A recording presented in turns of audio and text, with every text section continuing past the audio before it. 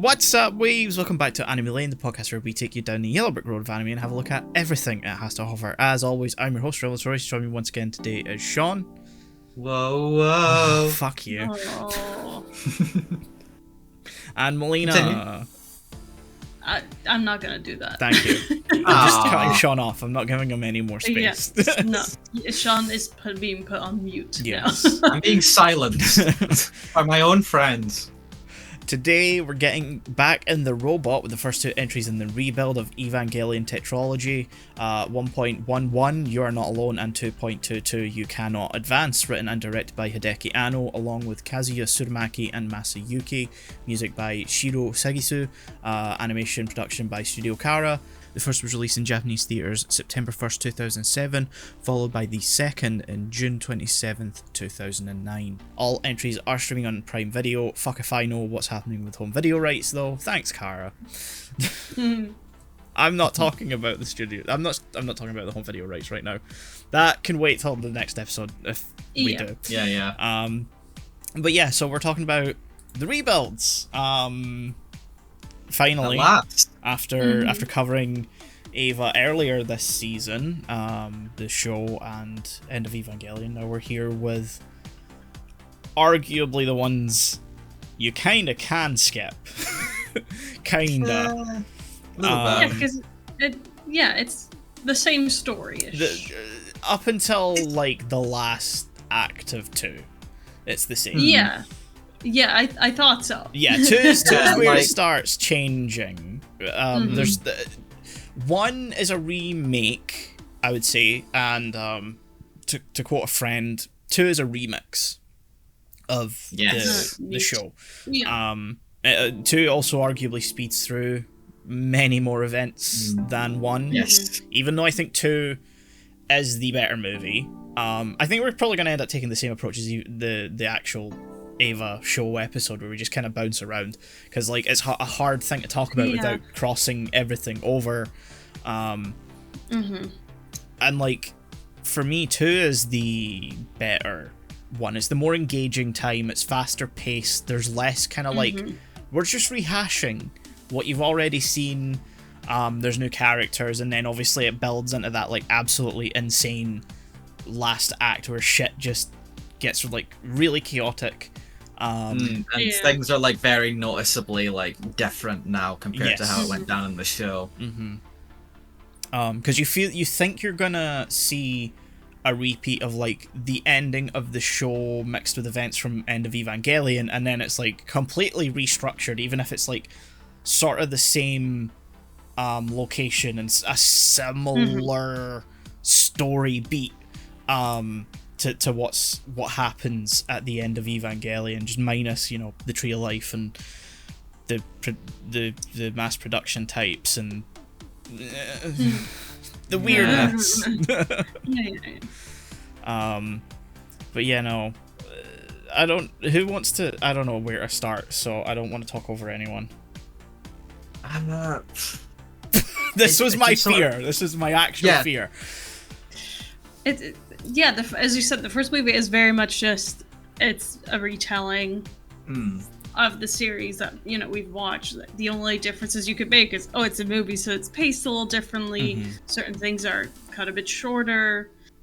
And yeah, I think it does it pretty well, because the show to me, every now and then, got a bit of a Angel of the Week feeling. That's sort of the point of the first half of the show.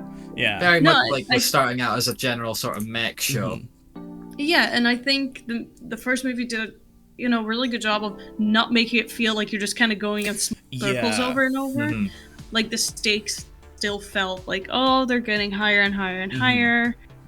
I don't exactly remember where the first one ended, so that's great. The first one ends right before Asuka's introduced. That's right. So it covers the first 6 episodes roughly. I should probably have the episode list up just so I can kind of know where certain events line up. Because the climax of 1.11, just call it 1. I'm just gonna call it 1. Yeah, One's fine because it's easier. But the end of the climax of 1 is just against I forget. Oh, the its name, but, Ramiel fight. Ramiel. Yeah, the screaming crystalline one, geometrically. I love that thing so much. I don't think I talked about it in the actual when we were talking about the show. That's one of my favorite angels, just in general, of the whole show. But like that whole climax is like it's obviously the same sort of beats, but it does feel like a lot more expanded upon from like my point of view. Just like because they have that as like the entire climax, and that feels like a good sort of for that movie, a good sort of climax of like building up the stakes. Yeah, I also really liked. Lets them have like some character development between Shinji and Rei, where I kind of don't think anyone gets much development in the first movie. No. No.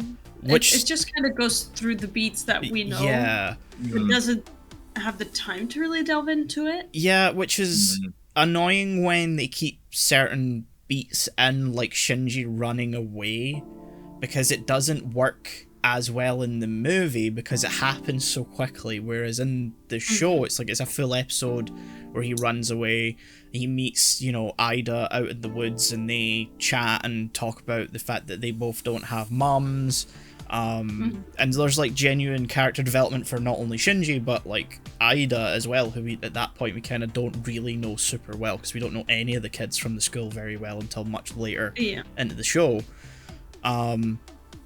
And so it makes sense why they didn't have that scene, because we don't really get much of the other kids just through the fact that these are movies. We don't have time to focus on them.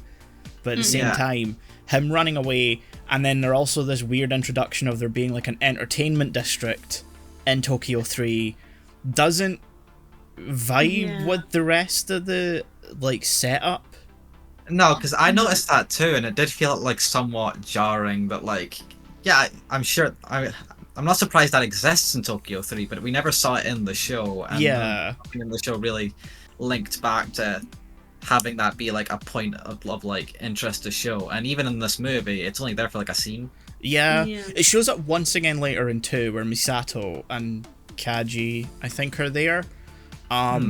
Which, like you say, I sort of understand why it exists, but at the same time, giving Tokyo 3's general purpose for existing, and its whole thing as a collapsible city, I just don't. The whole Kabukicho, because it's very clearly based on Kabukicho and actual Tokyo, doesn't make any sense. It doesn't fit with the overall like tone either. It adds nothing either. Like, Shinji runs away, there's no character development over that period of him running away. It just should have cut to him being in the cell afterwards if they wanted to keep that beat in, and like kind of leave it up to the conversation between, because like you can show or you can tell, and in the movie it should have just told. In this case, it had the space to tell, and I think always, I think, prioritize show over tell, as we all know, but you're just distracted. You're like trying to make us think we're going in one direction, which we all know we're not gonna go in, because let's just say the established rules of this universe, we know that's not gonna happen. Yes. Yeah. So it just, oh no, he's sleeping under cardboard in an alleyway. Yeah, this is not gonna last. No. Yeah, he'll be back in his bed by like the next night, so he's fine. Yeah, just give him 20 minutes. Yeah.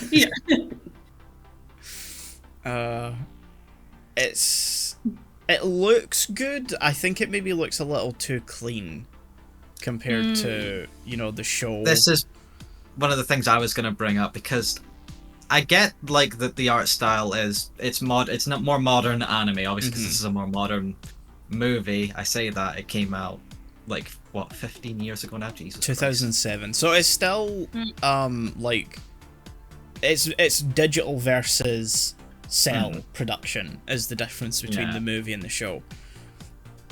And that's like a personal thing. I always like cell animation, even though like I know why digital's like taking over and stuff, but I always like just the feel of cell animation, and it worked really well in the show.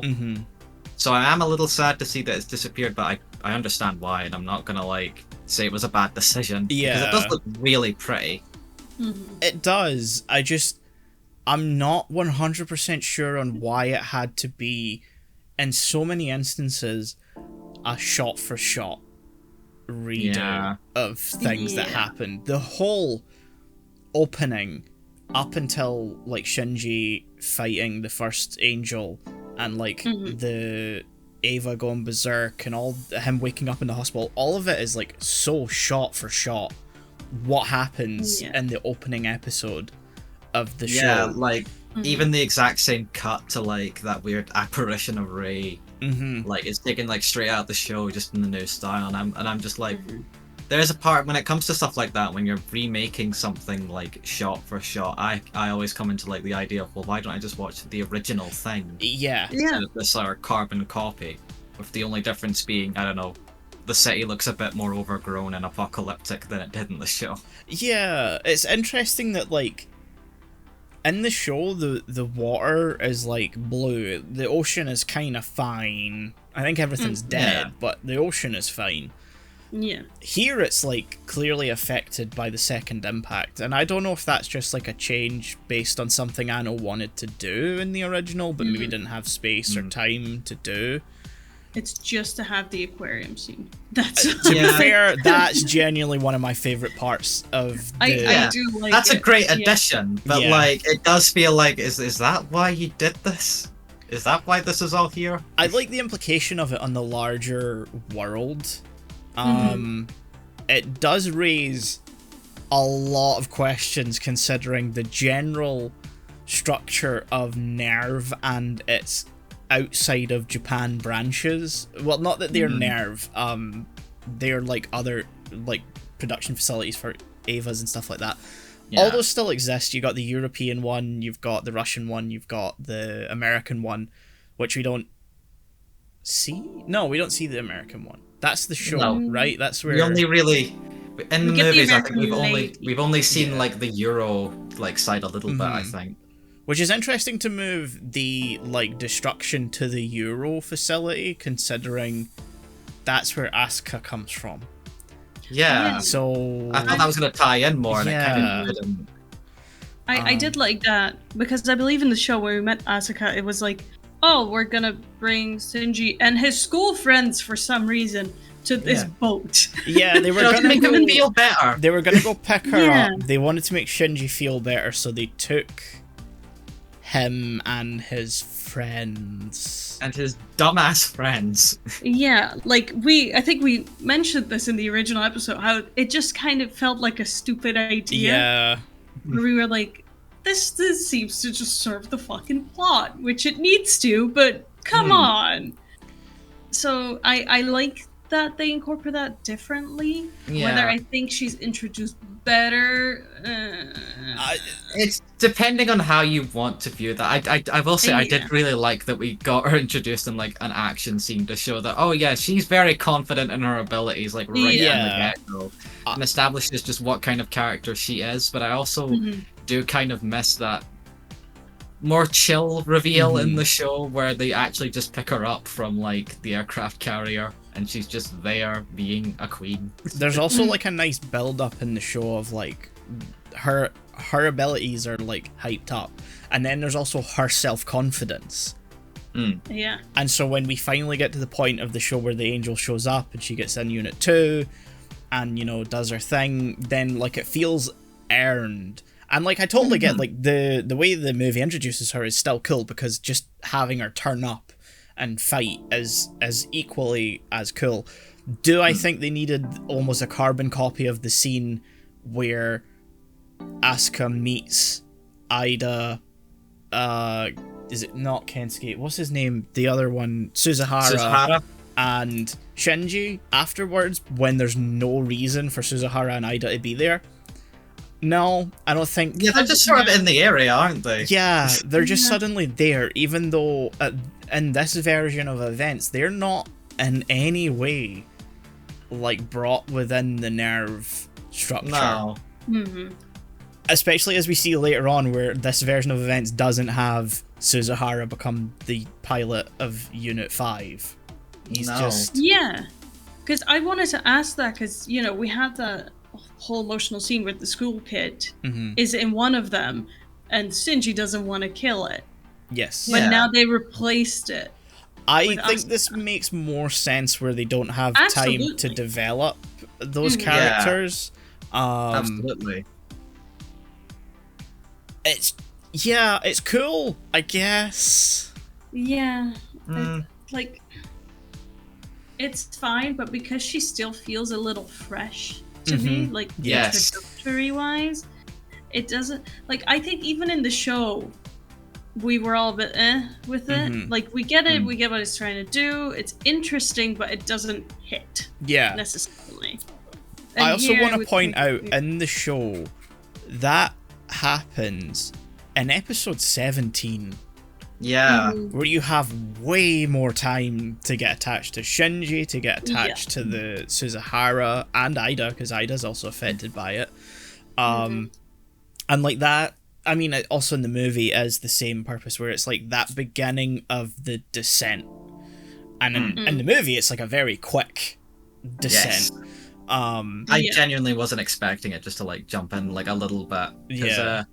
My thoughts on just that whole thing was that, like, so having watched it, having seen the show, I of course like Asuka because I've seen the show. I know her character and I really like her character, but I feel like if I'd seen just the movie itself, I wouldn't be as attached, because her whole personal plot line up until that moment is a lot more rushed compared to the show.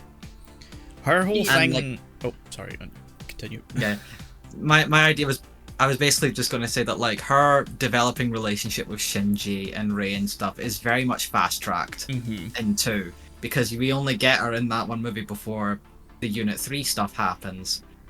And in the show, we had whole episodes dedicated to her and Shinji, like, building their whole, like, relationship and dynamic together. We had that whole episode where they're basically having to, like, be in sync with each other and stuff, which I think is such a pivotal episode of the entire show, which doesn't happen in the movie. And it feels like such an open gap to me that by the end, I felt... my point is, I felt an attachment to a character, but that was because I had seen the show. Yeah. Whereas the movie doesn't really establish that much, where if I hadn't seen the show, I wouldn't have felt as strongly about the ending or the climax than it was going for. Everything for, like, Shinji, Asuka, and Rei's dynamic is all squashed into the dinner storyline, where, like, Rei is wanting to make a meal for everyone, and she wants Asuka to be there, and so Asuka starts trying to cook too, for some reason. Because she's into Shinji now, even though we haven't had any real time to establish that or build that up. Even though in the show, like you say, there's the episode where they have to work on being in sync, there's also that episode where Nerve's power gets knocked out, and you have the that's three one of of my them favorite ones, working their way into crank that soldier boy. Sorry, I can't think of that episode without that joke. So you have, you know, that establishing and, like, working on their dynamic, along with, you know, a whole bunch of other moments throughout the show. Here it's like just so, it's like beat. There's no breathing room, and, like, I'm giving the first movie shit for having breathing room, which arguably Shinji running away is, but it's not breathing room that serves the plot. Or filling up more time that you could have spent that time building up Rei and Shinji's relationship a bit more. Even compared to Asuka, I think the Shinji and Rei build up is done a bit better, because obviously they have 2 movies to spread it across. But, like, you see, like, they seem a bit distant, but then in the second movie especially, Shinji's going up to Rei more and being like, you should try this, or, like, eat that because you look unhealthy and stuff. Like, they're building a bridge, whereas Shinji and Asuka don't really do that at all. It's more just her screaming at him occasionally, and that just builds up a relationship somehow. Yeah, because you also have the random moment where, like, they've only been together, like, living in Misato's place for, like, a couple of nights, and she just goes in and, like, lies next to him. Yeah. And there's no, at that point, any indication or, like, No. There's no 'Cause- give and take between them at that point. Absolutely. And I think not like been built. that scene could have so much emotional impact if they, framed it like they are the only ones that could truly understand each other. Maybe Ray as well, but they need that moment of I'm going through so much and I don't have anyone to talk about, so I'm gonna find my comfort within you, who is the only person that could understand me. Yeah, exactly. We don't get that. We just get a moment where it's like it's kind of weird because first of all they're teenagers, so this is the last thing they would do. Like Yeah. Yeah. And it just doesn't, because we don't have all the established things between them, the slowly Asuka softening up to Shinji, it's all just not there, so it feels like okay. Yeah. Yeah. Like It's weird. moving on. It's weird because that whole like you're the only person I feel like I can really understand, who I think can really like get what I'm going through. They weirdly they move it to like both Asuka and Shinji's relationship with Misato than like each other in a weird way. Not quite like how they would have if it was Shinji and Asuka, but like they both have moments where they have like full like deep conversations with like Misato. Just sort of about that, and it's weird when they could have spent a bit more time doing that with Shinji and Asuka if they're going to have the climax be them sort of fighting each other, except really it's more Shinji fighting Asuka, but you know what I mean. Yeah. It's a really strange one where like it kind of is predicated on you being familiar with the original. I think I watched these first, but I think I then immediately watched the show afterwards. But I can't imagine this being your only exposure to Evangelion and understanding these characters, their dynamics, their purpose, because Kaoru just gets teased at the end of 1 and then just suddenly shows up at the end of 2. He's just there. He is horny space boy, right? Yes. Yeah. Shinji's Angel Boy. Shinji's final part of the polycule. Yeah. Oh, he's bisexual. I didn't know that. I didn't expect that for Kaji either. Also, goddamn, that boy's 15. Get the fuck away from him. Doesn't he also flirt with him in the original show as well? I feel like that happened too. I can't remember if that happens. I mean, I'm only just realizing now the whole Kanji Asuka thing also doesn't happen in these movies. No, you're right. Yeah, Kaji and Asuka basically have no relationship. No, I don't think they've met. They've never met. Right? Am I remembering? Yeah, wrong? like her mentor figure in the show. Yeah, she he was at the Euro base where she was training, and like they knew each other, and so he came back to Japan around the same time she did in the show, and like they met and hung out and went on a date. He's her Misato for like that Shinji had.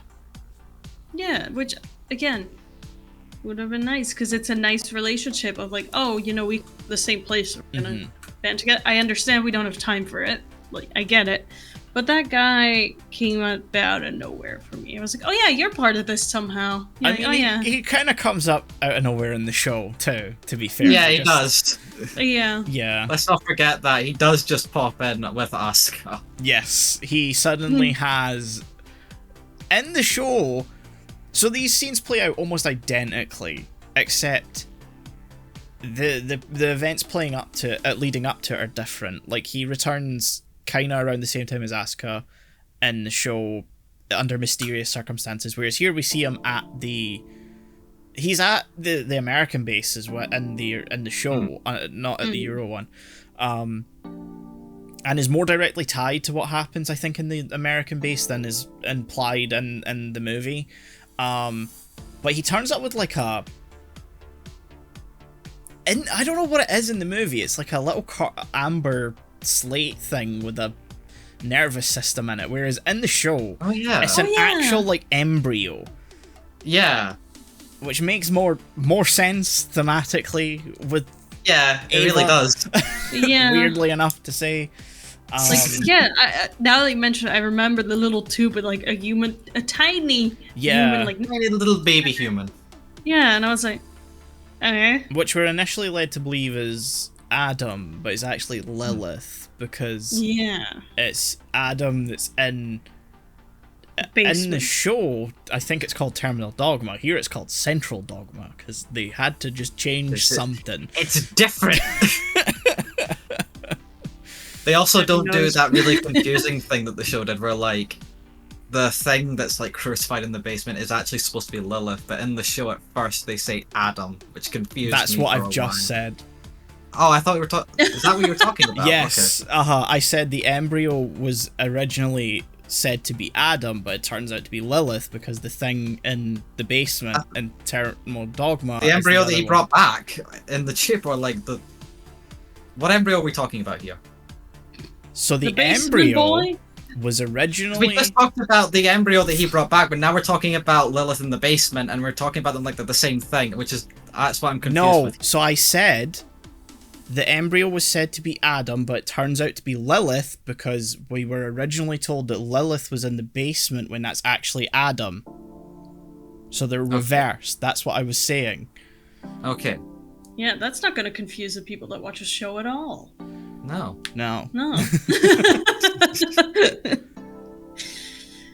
God, yeah, like going into something where you're like, oh, so it's like similar to what you know, and then you're just kind of going through the motions with it, but then they throw in little things where you're like, wait, was this in the Yeah. like the lady that speaks American? I do not remember. No, she her. wasn't. She's a new character. I don't think she's even named in this movie yet. I just called her New Girl, and later on in the movie, the pink one. She's called Mari. They mention her name once, I think. Yeah, Mari Shikinami Illustrious. Wait, is it Shikinami? Oh, for fuck's sake. I'm just gonna call her Mari if that's cool with everyone. Yeah. Hold on. Mari. Yeah, but they're like, I don't think they did a good job of introducing her at all. Nah, not really. If I remember correctly, it's like the second film starts with her. Yes, because she's and the one. we don't see her. Yeah. Yeah, I thought she was Asuka for a while. That's fair. That's very valid. Same. And then she just drops onto the roof of a school. Yes. Yeah. And she doesn't turn up again until the end. No, she drops in, sniffs Shinji because she doesn't respect personal space, then pisses off until the climax. Yes. Yeah, and then we're like, who? Yeah. Who? Oh yeah. I was just like, okay, yeah, you're still in this movie. Okay, bye. Yeah. Her full name is Mari Illustrious Makanami. Because she's American. Yeah. And that's the name as Americans have. Yes. Yeah. The weird thing is, she's a quote-unquote new character, but she was semi-featured in the manga years before this. Okay. Not as a main character, like... Well, I struggle to call her a main character right now, but... I guess in the manga, it's more like an offhand mention. She's there. Kind of. I haven't read the manga in a while. But yeah, she becomes a main character in the third and fourth movie. Okay, I did sort of expect that. Yeah. It's a weird thing to do, but, Yeah. It's... Good for her. Yeah, like, I can't judge her as a character yet. Yeah. We're just starting with her story, but it feels weird to have your main character not be introduced in the first, film of the series. Yeah. So to say. Yeah. Like, oh no, we're just gonna drop her when she drops into the story, which a mention would have been nice. Or they don't mention Asuka until she turns up. Yeah, it feels like her and Asuka are like the two sides of how you do it right and how you do it wrong. Yeah, it's just weird to do their stories concurrently like that and just have them both turn up and then, one of them just doesn't appear for most of the movie. 2 additional pilots from the Eurobase suddenly drop into the story. Why did we need 2 suddenly? Yeah. Good luck telling apart, newbies. Is one of them one is spy? Ginger. One has glasses. Maybe. Yes. One doesn't respect personal space. Actually, both of them don't really respect personal space. One of them will sniff you. The other will sneak into your bed. Yeah. The other will kick you in the face. Yeah. While naked. Naked. Does it have to be naked? No, really didn't have to. No. I get the joke that it's a repeat of the scene from the first movie and the show with Shinji, but like, come on. Yeah. Because again, they're children. Yeah. Like I don't know if we mentioned it, like talk about Shinji, but even that one, I was like, oh come on. Yeah. We don't need this. No, all we needed was like, you know, a shot of him like in the shower, head up, and Mrs. like opening the door. He's like, oh. That's all we needed, I think. Don't worry, we'll balance it out with another ass shot of Misato in the bath, getting a call. Yes. Yeah. And also, the tap moves between scenes. Just want to point that out. When Shinji's taking a bath, it's pretty much dead center in the middle of the bath, and he's like squished to the side. And then when Misato's in it, it's like very far to the right for some reason, and she's taking up much more space. I don't know why I noticed that, but I was watching it and I was like, that doesn't add up. Ask.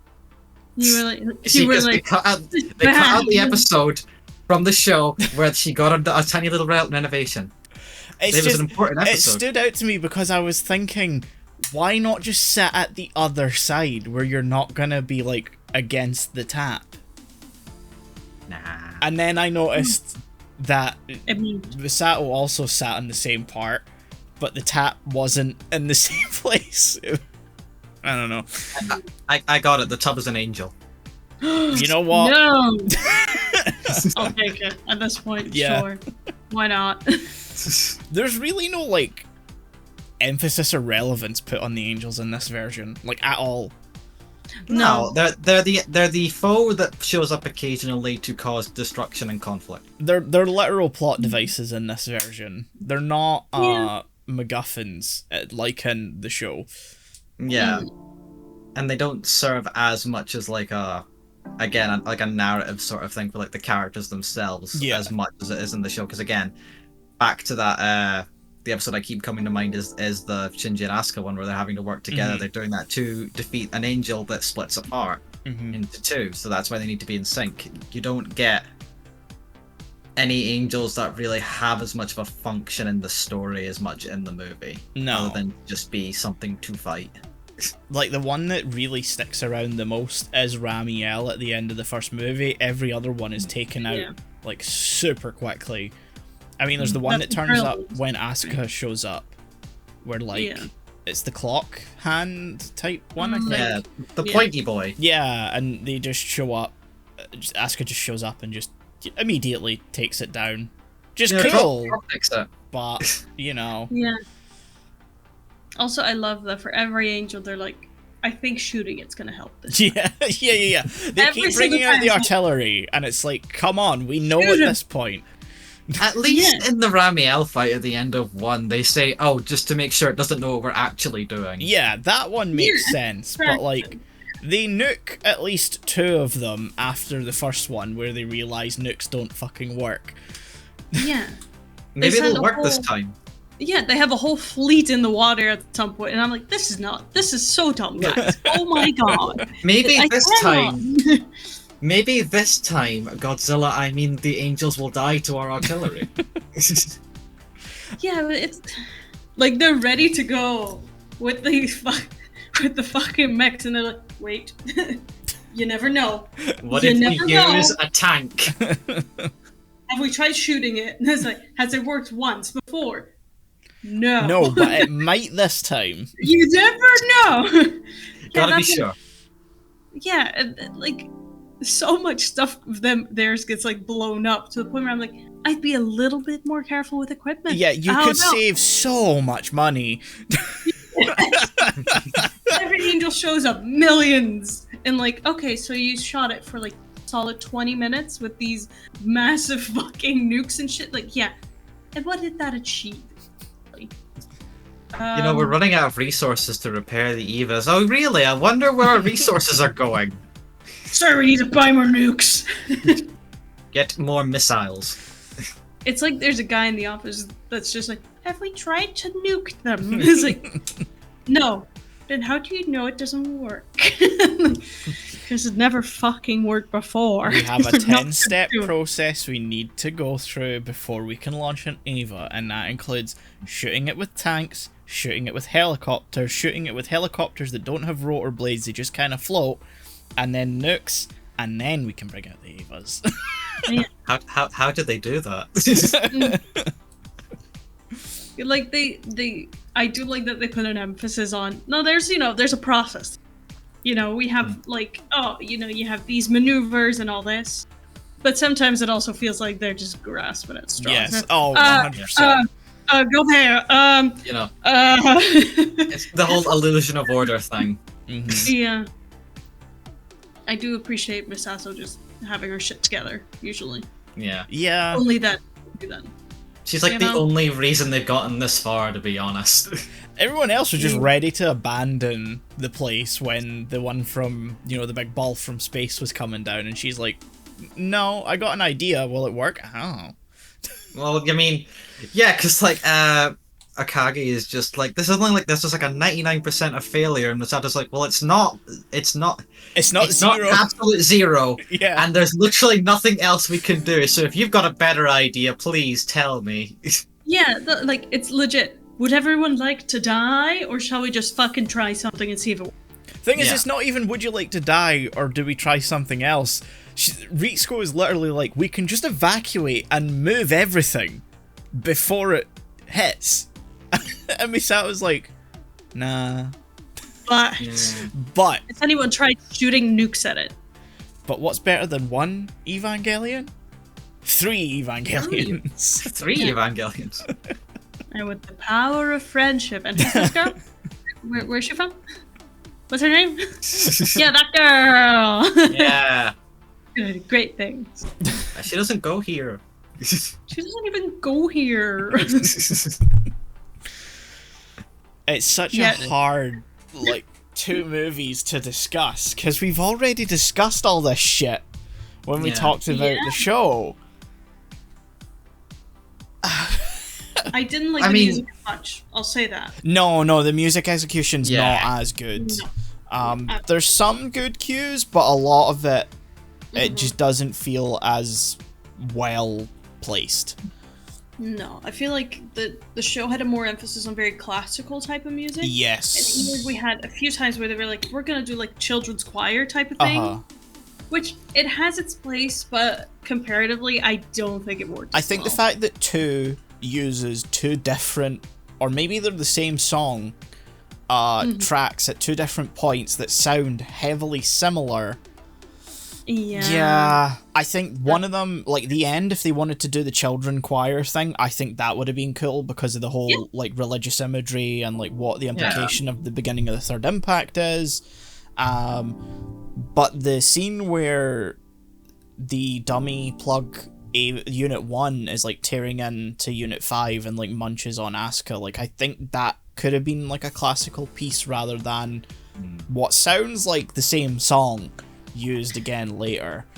Yeah, because that scene, I don't remember how it was played exactly in the show, but has such a, oh my god, everyone's recoiling, this is disgusting. Yes. It's watching a childhood hero be eaten by a lion on live TV. You're like, what the fuck? Again, another thing where they play it out so long and have all this focus on these other characters where it's this worked in the show because we've had several episodes where we get to know these people. We get to know the crew of Nerve. We get to know the people who work in this command center. We don't know any of these people. No. Yeah, Justice for Chair Girl, whatever her name is. I like her. Yeah, I know. I love Chair Girl, and there's this weird scene at I think near I don't know if it's near the beginning of 2, but where you see her just sort of walking down the street on the way to work and stuff, and during a montage scene, and I know who she is because I've seen the show, but if you've just watched these movies, you're like, why are we focusing on Chair Girl? I don't know if you even recognize Chair Girl. Yeah, I mean, I did because I seen the show, but you might not even notice that. You might think it's Shinji. It just looks more feminine than usual. Could be Yui. But she's supposed to be that. Well, whatever. There's some weird changes, or some weird moments that just don't make sense because of the changes. You have like the whole ending scene is so cool. Like that, I love that chaotic downfall of everything. But the conversation between Shinji and Rei's mental whatever, where she's like, "There's more of me," and it's like, I sure wish that were established in this version. Yeah. And then you've got the scene between Rei and Gendo having dinner, and he looks at her and sees you, and he's like, I really wish that was established in this. I really wish Yui was mentioned more than fucking once so far. Yeah, again, it feels like it's like, it like depends on seeing the show again, where all that was explained in a much better fashion as well, by the way. Like, specifically the moment where that dinner scene where, like, Gendo sees Yui and Rei, and I'm like, oh, so in the movies they're just revealing that like right now, immediately. I don't even know if you can call it like a reveal, because I don't think anyone who's never seen the show is gonna know who Yui is. I think they could get the context, but not as well as in the show, where like it's a slow build between you know who Rei is for like 20 episodes, you know there's something up with her, and then you get that flashback to Yui in like episode 20 something. It's really late. It's in like the director's cut ones at that point, I think.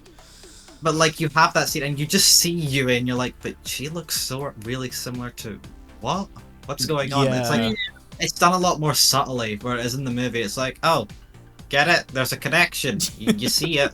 You see it. We'll come back to that later. Forget about it, but keep a note. Oh.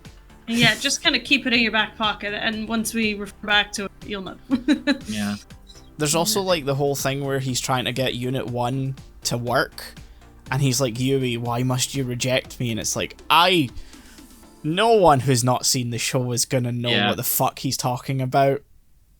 Yeah, like at that point I'd be like, what the fuck are you talking about? Because it's not until really late in the show that like you find out the Evas are built from or like possessed kind of by the soul of someone connected to the pilot. So Unit 1 they're almost sort of powered by the souls. Yeah. And that's why the specific pilots can pilot their specific units. Which got me thinking while I was watching this, and I don't know if it's ever answered in the show and I'm forgetting, but I was watching it and going, yeah, Unit 1 is Yui, Unit 2 is Asuka's unnamed mother, because of course, yeah. And then I was like, wait, what about Unit 0?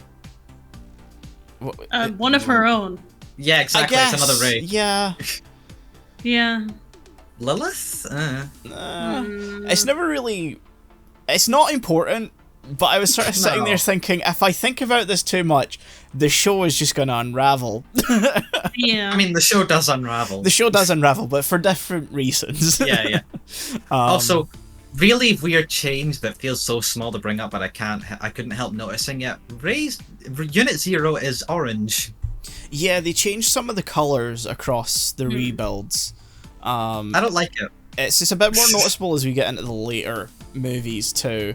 Like they changed the design and colour of Asuka's plug suit a little bit later. Like I think it's kind of like not pink, because that's Mari's colour, but it's like a lighter red, I think, in 3. Okay. I mean, they sort of kind of played with that a little bit in like the test plug suit she got for like. Yeah, why did it need to be so revealing? Orange. Why did it need to be so revealing? Why is she all up? Look, the second one especially really had a problem with, sexualizing characters. Yes. They really don't need to, and really shouldn't be. Her whole ass crack is just there to be seen. Yeah. Yeah. It's, again, you can't, I feel like you can't go, these are children in war, what an impact, and at the same time be like, look at her boobs. Yeah. There's so many points where like they actually draw characters naked and like with like noticeable genitalia being like shown as detail. A lot of anime, it's like there is round mounds and that's it. Yeah. But even when Shinji is seeing a mental image of Rei when he's diving into the core of the angel to like pull her out at the end, there's nipples and stuff, and I'm like, but why? Why did we need that?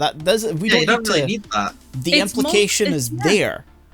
It's more distracting than anything. That I'm like, why would you draw that? That's my only reason. I'm not like, ew, nipple. I'm like, why? Yeah. Because, like, at first you're like, okay, yeah, this is the usual. Hold on. What am I?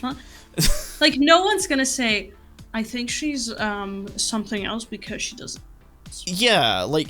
No one's going to come to that. It's a common visual language at this point, in animation especially, where you can do nudity with the implication as well as, like, showing it without showing everything in ways that make sense. And the show even did that. Like, gotta remember, in the credits of every episode, you had that spinning sort of model of, like, Rey, but, like, you don't see any of the really explicit part, even though it's a nude model, because it's very much in silhouette, and it's very stylized. Yeah. I don't know if that's the right word, but... It's very tastefully done in the end. Yeah. And the show did that most of the time. There were moments, I'm not going to pretend there weren't. Yeah. But it just feels more egregious in the rebuilds that we've seen so far. Yeah. I want to say it doesn't really happen in 3 and 4, but I don't have concrete... I was just saying this to Shaun. I only can remember the beats of 1 and 2 because they're the beats of the show, and I've seen the show and the movies enough times, but I've not seen 3 and 4 as much, so they're not... I don't remember as much about 3 and 4. I just know I'm gonna give you this right now. I was gonna probably not tell you guys. However, most of the preview at the end of the second movie is a complete fucking lie.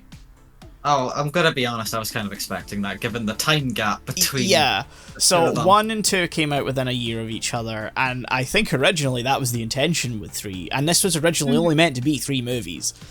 And then 3 came out 4 years after, and is nothing like the preview shows. Fantastic. And then we got the 4th movie too, which is a whole thing. We'll get to them. because Arno didn't Arno. Yeah, Arno was Arno. Because, like, I don't want this to sound like rude, but what is the purpose of these? Is this like the original story from the manga, or is it? No, actually, the manga. This is the funny thing that Shaun won't remember this, but when the 4th movie, got its poster, and it originally showed, the first poster only originally had train tracks, and the tagline "Bye bye all of Evangelion." So that led to some interesting implications, because the train tracks had a couple of different other tracks connecting to them, and then there's the tagline "Bye bye all of Evangelion." Why is it so hard to say that tagline? And so my initial thought process when I seen that is there's actually, this may tie in all 3 endings, quote unquote, because you got the ending of the show, you got the ending of you've got the ending of End of Evangelion, if you want to count that separately. I guess that's sort of up to interpretation. You got the ending of the manga, which is completely different, and then you've got the ending of the rebuilds, which are again completely different. But originally the purpose was that Anno wanted to retell the story because Gainax... Now, I'm trying to remember this from memory. I could be getting some of this wrong, so don't take me... Citation needed. Yes, citation needed. I believe it came down to Gainax had the rights, Anno left Gainax, Anno founded Kara, and wanted to get the rights to Evangelion, and so he made the rebuilds, but he couldn't use any of the material from the original show, and so originally it was going to be a 3-part trilogy retelling the show. And then, as with all things Anno, the first half goes very smoothly, and then Anno has a mental breakdown, and the last half is a mess. And so that's why 3 came out 4 years later, and that's why the 4th movie came out 9 years after that. 2021, yeah. Yes, 9 years. And so all of the endings are technically canon? They have their own canon, is what my interpretation was. Yeah, they're their own canon, for sure. There is implication in the fourth movie that all of them coexist in some way. But that's for, like... next time. That's for the next time. But yeah, I'm pretty sure it started out as like a project of, like, we want the rights, so we're gonna remake everything. Yeah, because then remake law, you can, all that. Yeah.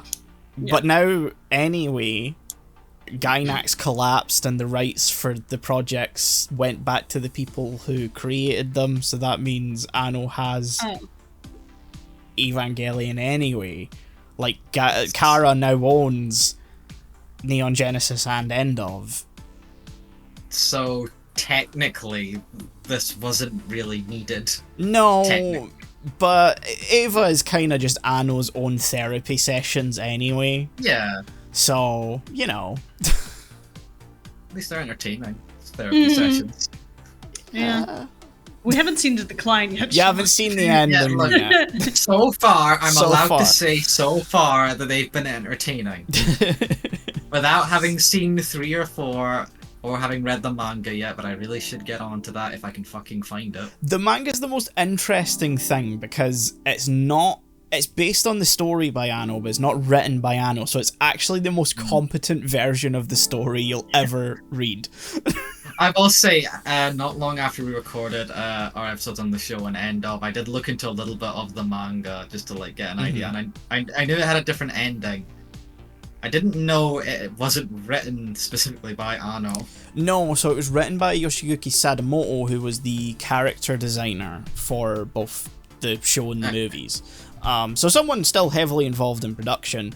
It's just Anno can't commit and dedicate the time to anything anyway. He made a whole fucking Godzilla movie in between the third and fourth movie of this, and then also rebooted the fucking Ultraman movies after that too. So the man can't commit. Creative itch. You ever get that itch where you're like, I have to get this done. I have to do this. Yeah. It's like, sir, you have so many things to do on the to-do list, but my brain can only do this now. Like, the god of ADHD. I love just him. let him do it. You gotta just let him do his thing. Let the brain cook. It can't do anything else. The manga still only finished in like 2013 or 2014 anyway, I think. So like, can you imagine? It would still be going if Anno was actually writing it. Yeah, it would only be halfway done. It would be on hiatus at this point for a long time, probably. But yeah, no, it was a fun series because it's just so fucking, like, messy. In the nicest way possible. Like, I don't mean that derogatorily. That's not a word, is it? It owns that. Yeah. Yeah, but I think I prefer, like, stories about, you know, war, annihilation, all that, I think should be kind of messy. Mm-hmm. Even though, because the second impact happened, what, like 20-ish years? What? 15 years before the Yeah, story. because everyone, like, Shinji was, like, 2 or 3 or something. Like, he was young, you know, or but had not, just... Yeah. Yeah, no, wait, remember. was he born? No, he wasn't born. Was he? Hold on, I remember thinking, like, the second impact was, like, 2000 and... Yeah, the show takes place in 2015. And I think the second impact happened in 2000. But the flashbacks kind of make it confusing, because sometimes it feels like they imply that Gendo and Yui met after the second impact, but that doesn't make sense for Shinji's being. The event took place on September 2013, 2000 from the Evangelion wiki. September 13th, wow. They were so close. They were so close. They were so that close. would have been... Oh, if they predicted... But yeah, this sort of implies that, like...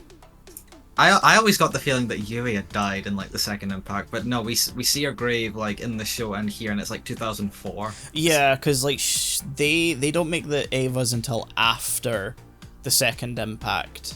And then Yui merges with Unit 1 sometime after that. It's just there's weird implications in the flashbacks of like you and Gendo maybe didn't meet until post Second Impact, and Shinji wasn't born until after that, and it's like, but then Shinji kind of had to have been born like a couple of months after the Second Impact. Yeah, because he's 14 in 2015, so that has to be like 2001. Yeah. Don't tell me September. Do not. Do not. Hold on, I'm getting up his birthday right now. Can you imagine if Shinji Ikari's birthday was September 11th, 2001? Born June 6, 2001. Oh, thank okay, goodness. so she would have been pregnant during... Yeah. Okay.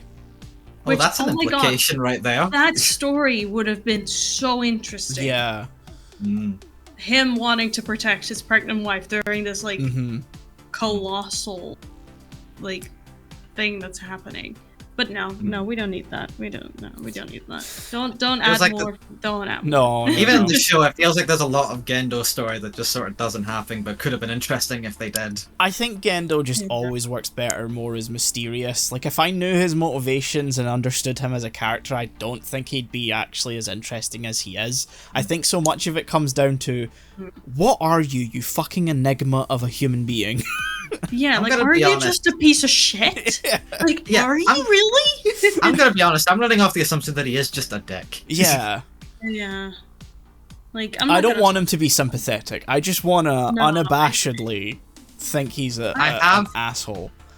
I have seen, like, a panel, like, somewhere from the manga. I'm not counting this like a spoiler or anything, but a spoiler for the manga, I guess. But there's, like, a panel where he reveals that the reason... Or he states the reason he hates Shinji is because he was jealous of Yuri loving him more than him. Well, you weren't a very attentive father, so I'm gonna assume you're a shit husband too. To be fair, I saw that and I was like, yeah, he's just a dickhead. Yeah. To be fair, I feel like his motivations always shift depending on which version of the story it is. Yeah. That's why I specified in the manga, because I don't know if that's just a manga specific version of him. It does line up with the show, though. Yeah, it's this version gets so weird. I genuinely can't even, like, in vague senses, say anything. Okay, we'll get there then. We'll get there. Fucking wait! It's gonna be absolutely. I'm excited for the next two, even though we talked about our problems a lot of the movies. I think right now I still really like them, and I'm looking forward to the next two. I'm just curious where it goes. Yeah. Like, again, mech stuff is never my favorite. I'm just kind of like, yeah, okay, they're backing out there. Sure. Like, I don't have the, fuck yeah! I don't have that feeling, necessarily. I have it a little bit. So, like, I am excited to see where it goes, but I don't think I have high hopes, but I have hopes. Yeah. I'll say that. I have hopes. I will remain silent. But don't take that silence to indicate anything. I literally just do not want to spoil anything about the direction this goes in. But yeah, should we score these as hard as I think it is to kind of give a score to these ones? Yeah. So one I would give a solid 7. It's that good by virtue of what it's based on, and it not really veering too much from that means. It's not great, it's not amazing, it's just kind of good. It does what it sets out to do. Yeah. Perfectly cromulent Evangelion movie. Yeah. And 2, I would give maybe an 8. I think when you're actually watching it, it's engaging, it's very kinetic, the pacing and the storytelling become very frenetic, and you get that sense of chaos and devolution into like, I also like the difference in, like, the early show version of Shinji being confronted with the events of the Third Impact, because the Third Impact comes around in the show when he's much more confident and is in a position to go through self-acceptance, which is the end of the show and the end of the movie. But, like, this version of him very much is not ready to face self-acceptance or anybody else's emotions. Yeah. It's happened quite very much at his lowest point in, like, the series of events. When he was like 2 steps away from just fully like trying to destroy the Nerve HQ. Which makes the ending so cool. It ends so abruptly is the problem. But I'd give it an 8. I think it's just a more engaging, more enjoyable time. Even if the music choices, like, music's a huge thing for me in these movies. And movies in general, I should say. Yeah. I'm actually just going to echo everything you just said there, because that's basically what I was thinking as well. I do want to add the point, though. I was actually thinking back before we started recording, like, on my scores on, like, the original show and the movie, because I think I gave... If I remember right, I gave the original show, like, an 8 as well, and, like, maybe End of Evangelion a 9. I think I'd bump both those up, like, an extra point now, just in hindsight. 'Cause I think back to them, and I like them more and more. I think I would bump up the show to a 9 at least, and I think sometimes I think maybe End of Eva should be like a straight up 10, but like that's I'm fair. sort of in flux. That's fair. I'm liking, just the more I think about them, the more I like them. Fair. But yeah, I'd give Rebuild 1 a 7 and Rebuild 2 an 8. Nice, Melina. I know your scores are going to be lower, to be fair. Yeah, it's fine. It's a 1 and a 2. How dare you? I think the first one I would give a 5. It works in all its ways. I just don't think it does everything it does as well as the series. Yeah. It's kind of soulless at times. Yeah, it does feel, but I think soulless is the best way to kind of describe, where you're just kind of going through the beats, like, this is all we need to get to where the story needs to go. I'm like, okay, but can we add a little something to that to make it feel less empty? Sugar. Like, they fully, if they wanted to, like, you know, do these events faster, or just, you know, do something different, introduce Asuka in the first movie, like, restructure everything. Absolutely. I think she should have been there in the first movie. Yes. Absolutely. Even if it was just like the final act, Yeah. her coming in and being the savior of the day, it would be weird, yes, but for the overall story, I think that would just work best. Not like, just going off of that would have been so cool, because again, for what I talked about in our actual introduction in 2, it gives that same idea of, oh, you can see why she's so confident in her abilities and why she's sort of hyped up so much just sort of behind the scenes, but like, we don't get that, so... Yeah, and I think ending the first film on the note of, oh, we now have the best EVA pilot out there. Yeah. The we never have to tested worry one. again. Yeah. That's just, like, weirdly, you could end that on such a high note of, oh, we never have to be afraid again, to then start the second one immediately with, like, fuck. Yeah. I do have this idea that, like, that happens, though, and then the beginning of 2 is just you watch it and you're like, oh, she's kind of a bitch, though. Yeah. Our savior.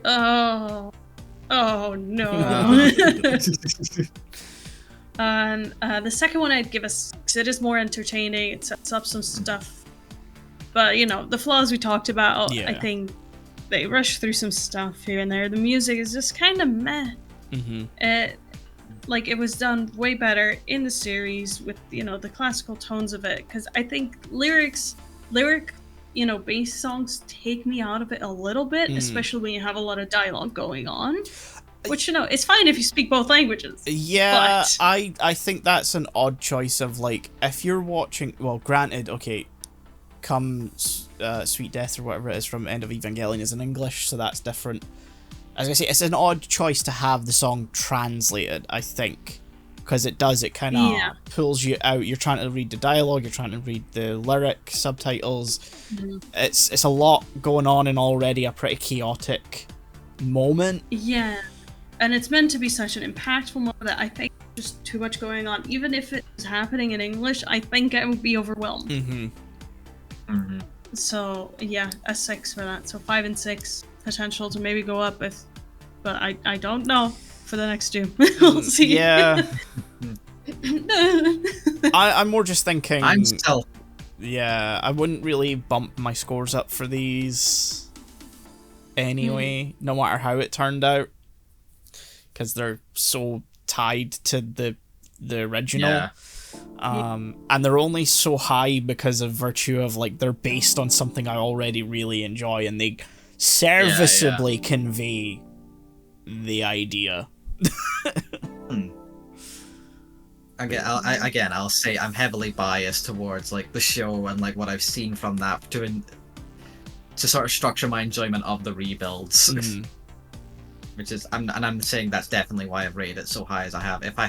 If this was the first thing I'd seen, I'm not sure I'd rate these movies as highly as I have. Yeah. I think probably, yeah.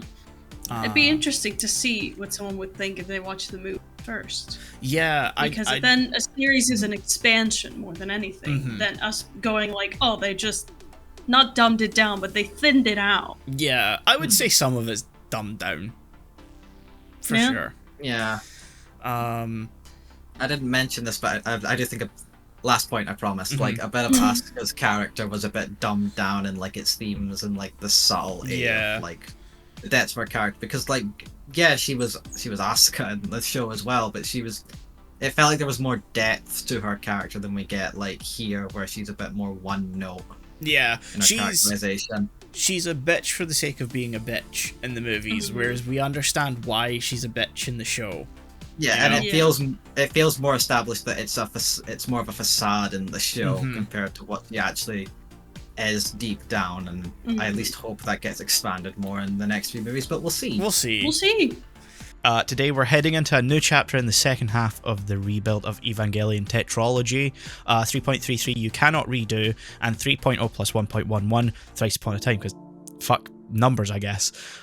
Written and directed by Hideki Anno, along with Kazuya Tsurumaki, Masayuki Mahiro Maeda, and Katsuichi Nakayama. That's a lot of directors, but, you know, considering how long the last movie is, it kind of makes sense. Yeah. Music by Shiro Sagisu. I always feel like I say his name weird. Anyway, animation.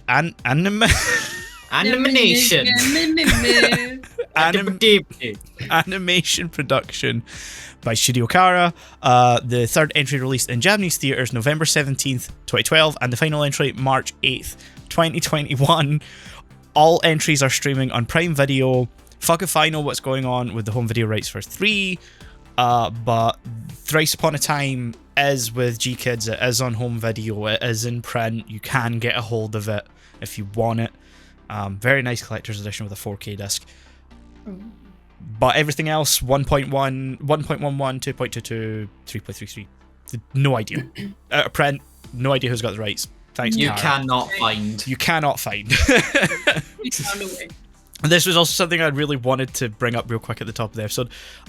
4 movies, all different subtitling designs across all of them. The first movie uses the original Funimation Blu-ray font, which, like, was from like 2007 to like 2012, I think. Second movie uses that, but yellow all of a sudden for some reason, and then the third one uses the traditional current Funimation font, but then the fourth film uses the G-Kids font because it's G-Kids that released it, so it's like 4 different not consistent whatsoever. Doesn't this just sound so right for Eva, though? Yeah, also the sound mixes after 2 become standard 5.1, whereas the first 2 movies were 6.1, which I kind of like. Not a huge difference, but to me I was like, that kind of sucks because it brought a little bit of that extra little uniqueness to the movies, because I've never encountered any other films mixed in 6.1 aside from End of Evangelion. But yeah, completely, you know, we ended 1.11 and 2. You cannot advance. You are not alone, and you cannot advance. Very much rehashes of the TV show up to a certain point. Also kind of speed runs a whole bunch of stuff near the end to get to a new point. And then we go into do like its own spin, and then it ends in that sort of ending, and you're like, okay, this is completely different now. And then 3.33 happens. Yes, you enter You Cannot Redo, and fuck it, 14 years later. Not to like start like talking about my own opinions on 3.33 immediately, but I kind of wish they had fucking redone. Yeah, this is the most like challenging one whenever I rewatch it. Yeah. Because you have to go through a recap and retread of the original series, which is like, okay, it kind of works because it's the original series. There is sauce there. It is good on a base level. It's a little... The aspect ratio makes it just kind of feel like an inflated episode of TV show because it's not got a cinematic look to it, I think. Then you go into 3.33 and you're like, oh fuck, can we go back? Can we can we rewind a little bit? Because everyone's characterization gets thrown out of the window because 14 years have passed. Shinji's just catching up. No one wants to tell him what's going on, which means as an audience, we don't know what's going on. Yeah. No, exactly. Like, it took me a while to realize, oh, that's Misato. Okay, who's this? Who's this? Mm-hmm. What the hell's happening? And, like, one of my main notes about it is, like, you can't expect me to care about people you just introduced me to. Like, okay, it's been 14 years for them. Mm-hmm. I don't know that. Yeah. You can't just say, oh, no, you should care. Like, no, show me why. Show me why I should care, because I don't know these people. You have to see almost 25 minutes of the movie before Shinji is told that 14 years have passed. Yeah. And it takes a while for him to, you know, appear. Yes, yeah. The opening sequence is really cool. I'll give it that. It started off so strong. I love that opening sequence of 3.33. It was so good, and it's partly why it was so good was, again, to give my thoughts a little bit on why I was so angry when I finished watching this movie. Because, again, to go into everything we just said, 14 years have passed, and I'm not even entirely against a time skip, but like they don't put in the effort to actually build on that time skip. I think, like, it doesn't feel like it was really built up to be there at all. And like nothing feels satisfying on it because we don't know these characters anymore because 14 years have passed. They refuse to give us any familiarity with the new versions of these characters because 20 minutes in, they fuck off for the rest of the film. Yeah. And then we're stuck for like an hour. It feels like an hour and a half, but it's like just an hour-ish, like really. In the nerve base, which is soul-sucking. Because barely anything happens other than some bonding moments with Kaworu, which were nice, the best parts of that sequence, but even then, it's not as good as the series, which did it in 20 minutes. Yes, that's the incredible thing is you get... Kaworu has so much more impact in the TV show from a single episode. Than he does in the third movie where he is a primary character because him and Shinji only really have like 10 minutes to build a bond, and then it's like okay, well now we're descending into the impact you created and we're gonna kill God, and it's like whoa, at least Final Fantasy gives me like 60 hours to get to this point. And at least Final Fantasy also gives a good reason for why its main character wants to do this, because I still feel like I missed something, so correct me if I'm wrong, but from what I remember watching just yesterday, Shinji is told what happened, his part in it, and like what caused it. But then Kaworu goes, "So do you want to pull out the spheres again?" And he's like, "Okay." Yeah. It's so strange because it sets up like the only way to undo what has been done is to remove the spears and kind of set it in motion, but Shinji actually having like conscious control. But then they get there, and in true Evangelion fashion, Kaoru goes, "Hold on, something's wrong, something's different here, let's not do it." And Shinji goes, and then Asuka and Mari show up and are like, "Hey, Shinji, don't do it. Don't fucking do it." And Shinji goes, "Oh, I'ma do it. I'ma do it." Guess what, guys? This is gonna be so funny. I'm gonna do it. Oh my god, what have I done? It feels, I don't want to call it like a failure, but it tries to build up to this thing where we're supposed to be like, yeah, no, don't do it, Shinji, but you have to. I understand you're in a turmoil, but we don't. We're just like, why would you do it? There's like 3 people telling you shouldn't do it. You're just sitting there like, I can do it though.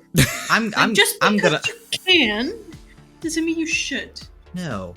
I'm gonna call it a failure because unlike in other times where it felt like it was about to go into like what Eva usually does in like its third acts with its stories and that it goes into the full on, deep dive into the psychology, into the whole trippiness and stuff. It feels like it was gonna do that, but then it doesn't. Yeah. But it acts like it did, so we could understand what Shinji's doing, but since we didn't have that, we don't understand what the fuck is going through Shinji's head. So the climax of the movie makes no fucking sense to the viewer. We kind of don't know what's going through anyone's head because this movie decides to only really ever have two characters on screen at one time for like a solid 75% of its runtime. The opening is literally Mari and Asuka, and then there's like the fight sequence with the Wunder, which is cool but weightless in the fact that we don't know anyone, there's no stakes, and then the movie transitions away from it. Yeah, that's the most characters we see it on screen at any given point. We don't know most of them. It's not until Thrice Upon a Time that I realized that two of the guys who like manned the desk within Nerve HQ were on the ship still, and like still relevant characters. And it's not until like everyone's suiting up for the final battle and they're like putting the sorry, I'm skipping ahead to Thrice Upon a Time just to explain this. But they're putting on like the bandanas, and like you realize it's like the guy in the TV show who's like carrying the guitar and the guy with the glasses, in that episode where they like focus on the Nerve crew. And there's like the scientist girl who's like clearly in love with what's her name? The scientist lady. Ritsuko. Yeah. But like in 3, you don't know anyone. There's a girl who just hates Shinji for no reason that we're given. I will say, sorry to interrupt, but like I will say I did recognize the two Nerve guys like immediately just from like their faces, so I did get that. It was actually seeing the beard on, I think, the long-haired guy that made me go, okay, time has passed, like a significant amount of time. That was my first hint at the time skip. But again, it's not focused on them at all, other than those brief shots. So I don't blame you for not even noticing at all. I mean, the only thing I picked up from that whole like sequence of like starting the ship during 3.33 is the fact that Akio Otsuka, who voices Bato in Ghost in the Shell, is one of the characters in this, and it was slightly distracting to me because I'm like, hey, you're the only person I know here, but it's not because I know your character, it's just I know your voice. It's because you're in something better, and I wish I was watching that. But then, sorry, quickly to go back to my point of like, the movie has like two characters on screen at any given point. We then get to Nerve HQ, and Shinji is either with Gendo. No, actually, he never meets Gendo in 3.33. No. He's either with Rei, Kaoru, or at one point Fuyutsuki. And then it's not until the end where everyone shows back up again, and there's more than two characters on screen, but two of them have been lacking for the rest of the movie. We still, at this point, don't know shit about Mari. No, that's one of my major complaints about it. Where, like, okay, we go through a movie, I'm like, okay, she was introduced in the last one, the 2.22. Surely we'll get some more out of her. We'll get some explanation of who she is. It wasn't until, like, the ending where it was like, we got fucking nothing. Nothing. Like, that's all. She was just there, saved the day twice, Yeah.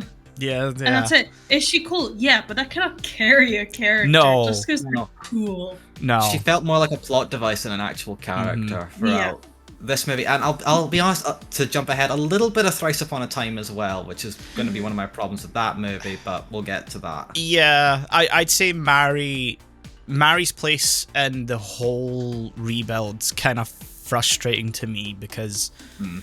She is a very interesting character from what I remember of the manga where she shows up originally. And like her portrayal by Maya Sakamoto is incredibly well done. Like she's a very entertaining character. It's just a shame we don't get enough time with her whatsoever, even though Thrice Upon a Time is 2.5 hours long. It is a big one. Yeah, genuinely one of the longest movies I think we've ever watched, because not very many anime movies exceed 2 hours. It's very rare.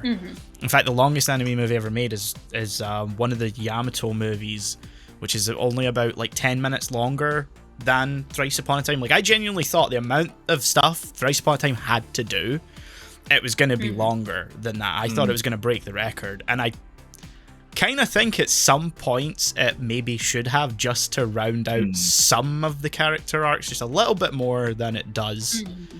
But yeah, no, I don't like 3. It's the most unique at that point.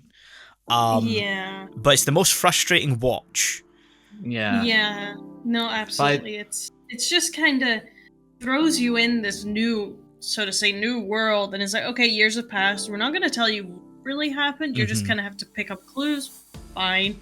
So immediately we're like, okay, wait, Nervous Bat now? I thought they were like saving shit. Every time it comes up that, like, we're not Nerve, we are Veal, or Will, or I don't know what the... I call them Wiley. Yeah. Wiley. I laugh every time because it's such a stupid as fuck reveal. Yeah. Of like, Nerve are bad now, and it's like, yeah, no shit, we kind of always knew this. Yeah. Like, especially if you've watched End of Eva, you're like, okay, yeah, I can sort of understand this happening, but it kind of sucks that you skipped over it. Yeah. I also want to remind you guys that, like, one, this movie just ends. It just stops. It does. And then, personally, I watched this in 2015, which means I had to wait 6 years for Thrice Upon a Time to come out. If you watched it in, like, what, 2012 when it originally came out, you had to wait almost 10. You were pretty lucky to have seen it around that time, because I think it was only shown at cons between 2012 and 2013, and then it entered that fucking 4 or 3 year long stretch of going back and forth between Funimation on the translation and release and stuff, because, like, I got it in 2015. No, I watched it in 2015 via means, but it had not come out in the UK on Blu-ray yet. I don't think that happened until February 2016, I believe. So that's how long, like, that process took. But yeah, so that was a long wait. I can imagine. Yeah, I'll be honest, I feel like a lot of my joy for, like, the rebuilds would have been sucked out if I had, like, had to wait that long. It was. Yeah. I never really watched the rebuilds after seeing 3. I think I've seen 3 the least, because I've seen 1 and 2 a bunch of times prior to that. And I've seen 3 the least. I've only seen it now 3 times, I believe, because the last time I watched it was, like, when Thrice Upon a Time went on Amazon Prime. I watched all 4 of them back to back in one day, and I finished Thrice Upon a Time at like 2 a.m. Jesus Christ, that is a journey to go on. Yeah, my brain was fried by the end of Thrice Upon a Time. Like, I had no idea what was going on. Mine's still a little fried, and I watched it like 2 hours ago. Yeah. God. Yeah, no, that third one, it's like, their final battle could have been so cool, and it felt so messy and confusing to me. Yeah. I genuinely... we know what they want. Like, the goal, what they want is right there, but then they change the goal.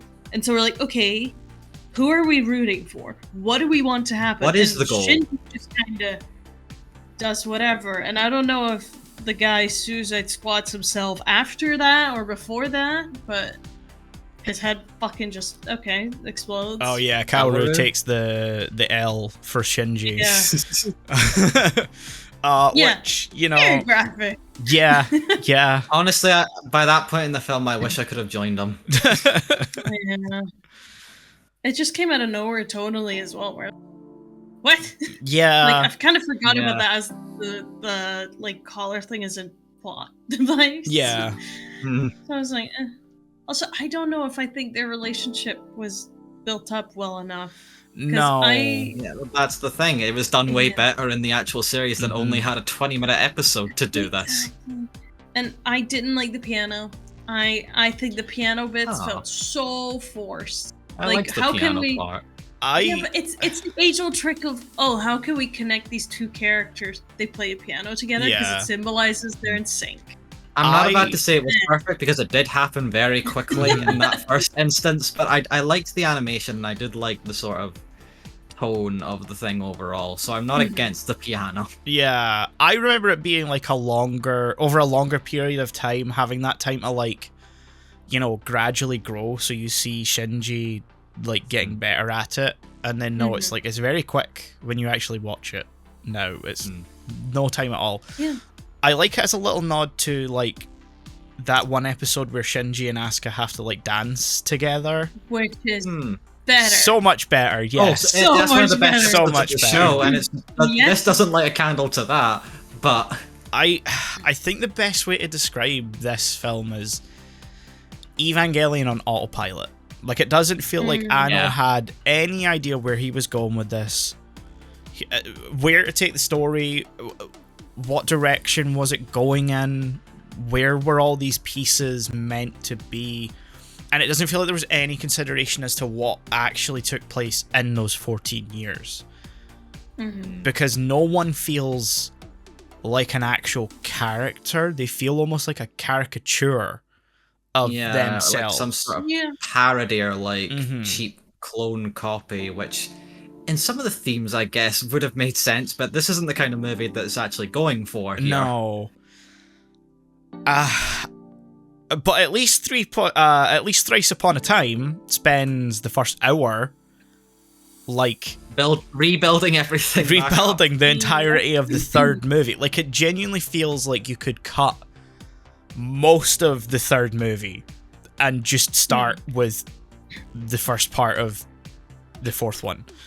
I genuinely wonder if that's why it is called 3.0. I was actually thinking that as I was watching it. I was like, oh, I wonder if they decided to not go with 4.0 because they like realized how like weird 3.0 sits within the story, that they had to redo a whole bunch of things and like recharacterize everyone, like spend this time actually building the characters, examine what's happened in these 14 years to these people, how it's affected them, how Shinji's reacting to that whole thing, plus seeing a person literally die in front of him, which I think he's seen before, so, get over it. Well, kid. Snap out of it, you dumbass. But I genuinely like that after that it slows down and just takes its time. Yeah. Absolutely, it needed to, I think. Yeah. I also just want to say I really like the recap that they did at the beginning of the fourth. Yeah. Yes. I think it was necessary. Oh, 100%. I think even maybe doing it for the third, if the third and fourth came out closer to each other, I would have preferred it in front of the third, but I get it 100% what they did for the fourth. It was so nice to just kind of refresh yourself and, okay, this is what happened. Good to know. I also like the artistic, like, difference between 3 and the Thrice Upon a Time, where, like, the colors are kind of drawn back a little bit. The animation's just that little bit more polished. Everything feels just that little bit more like an actual movie, whereas even 3, even though that's got a little bit higher production value overall, and the lighting is a lot better, it still kind of feels a lot like a TV movie. Whereas Thrice Upon a Time feels like an actual theatrical production, and like it ties together a lot better. I think visually, at least for the most part, there's some CG stuff that's a bit but I genuinely wonder if some of the CG stuff, especially as it gets to the end, is more an artistic choice than like an actual production issue. I took it more as an artistic thing overall at that point. But yeah, no, we spend like a lot of time in Thrice Upon a Time just getting to know everyone again, because everyone's changed drastically.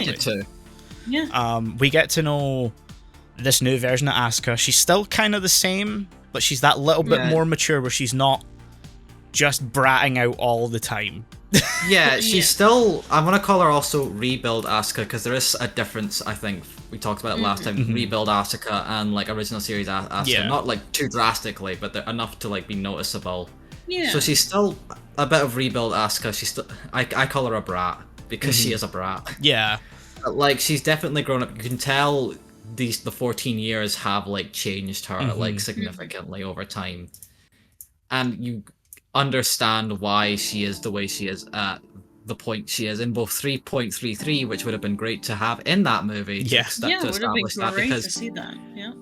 it's sorry, I'm going back to 3.33 again just to like rant a little bit. It's the fact that like we're introduced to that new Asuka, but like because we're not given any explanation of what's happened and why, or any context to why she is, she just sort of shows up, acts like herself, then gets angry at Shinji in that scene where he's boarded up, which, side thing I want to criticize, why did they focus on a crotch shot for like a good like 5 seconds when she's introduced? That was weird. Yeah. Even for Eva. But like that happens, and then because it's 3.33, she fucks off for the rest of the movie until like the climax. So I'm very glad Thrice Upon a Time gave us the actual context of her character and we understand her more. Yeah. I think she was like so much. I found her more interesting in this than the show, because you can tell how those 14 years fucking age her, and she's pissed that Shinji is getting to take his time to deal with it, while she didn't get the chance to do that. And she just sees him as this ungrateful piece of shit. It's like, you're alive, weren't there when we were dealing with all the shit. And you're just doing your fucking thing again where you shut down and you just don't do anything, you son of a... And then she punches him. Yeah. I mean, would I have preferred it if she was wearing more clothes throughout this movie?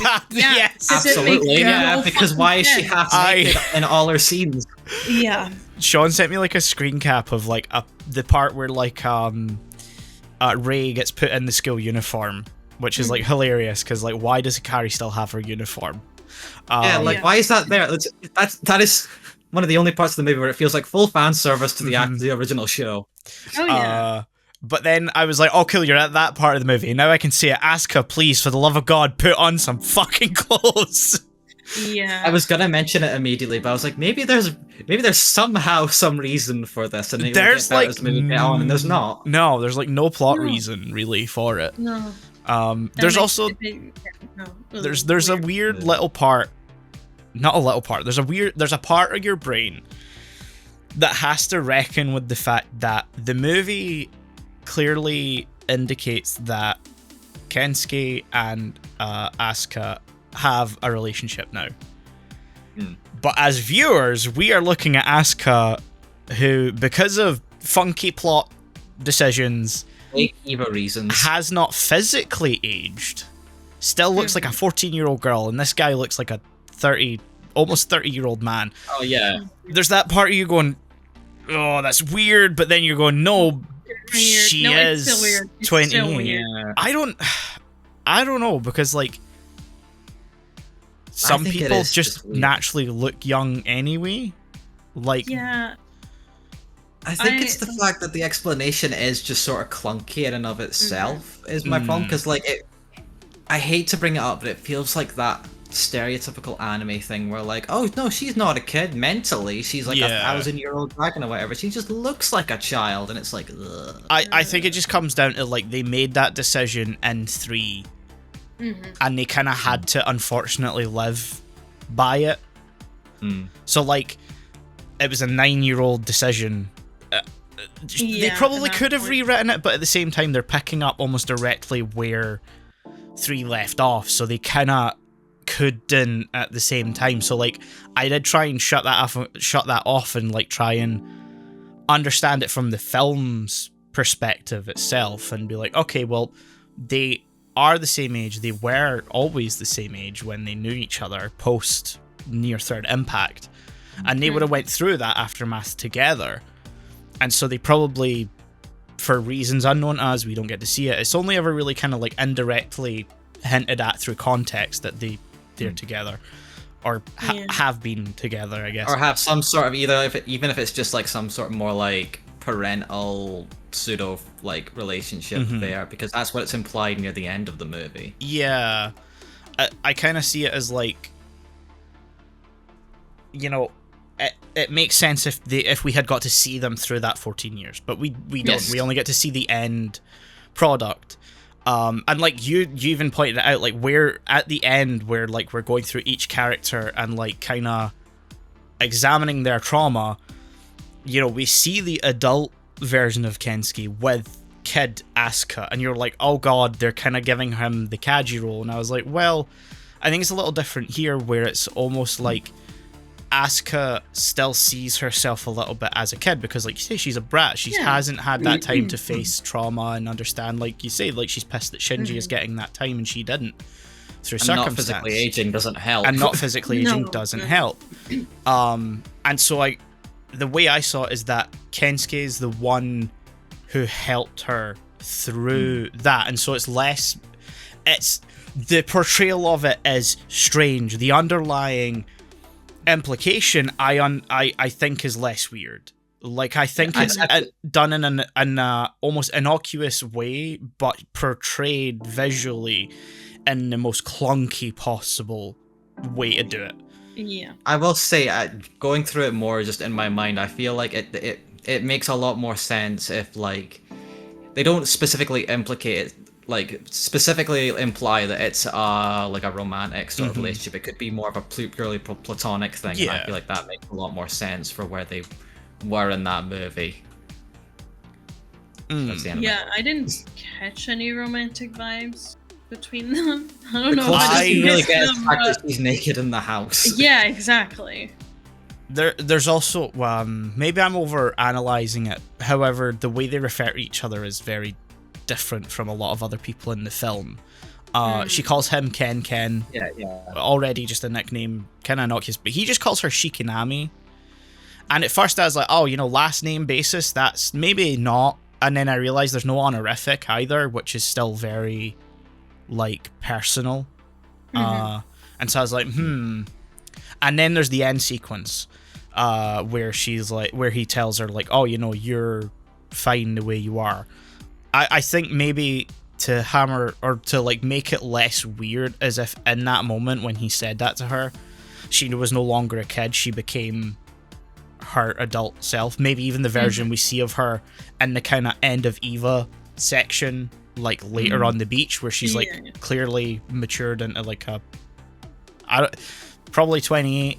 She kind of looked early 20s ish to me in that point.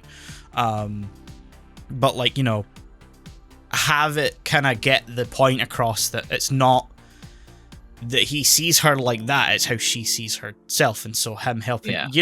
I feel like I'm I'm not trying to defend it, and no, I see what like, it's I think this is the kind of film where you can't overanalyze anything. So I feel like that's a very, very valid very valid interpretation. I guess it ties into like my interpretation of like what the thesis of the film is trying to be.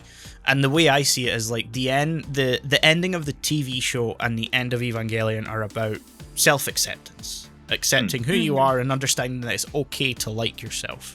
Because it's kind of clear that like at that point in time, Anno couldn't process the possibility of like liking himself or like other people liking him. And so the end of the show and the original end of Evangelion, I hate that it's called End of Evangelion because referring it to as, I keep bringing up end, not in reference to that.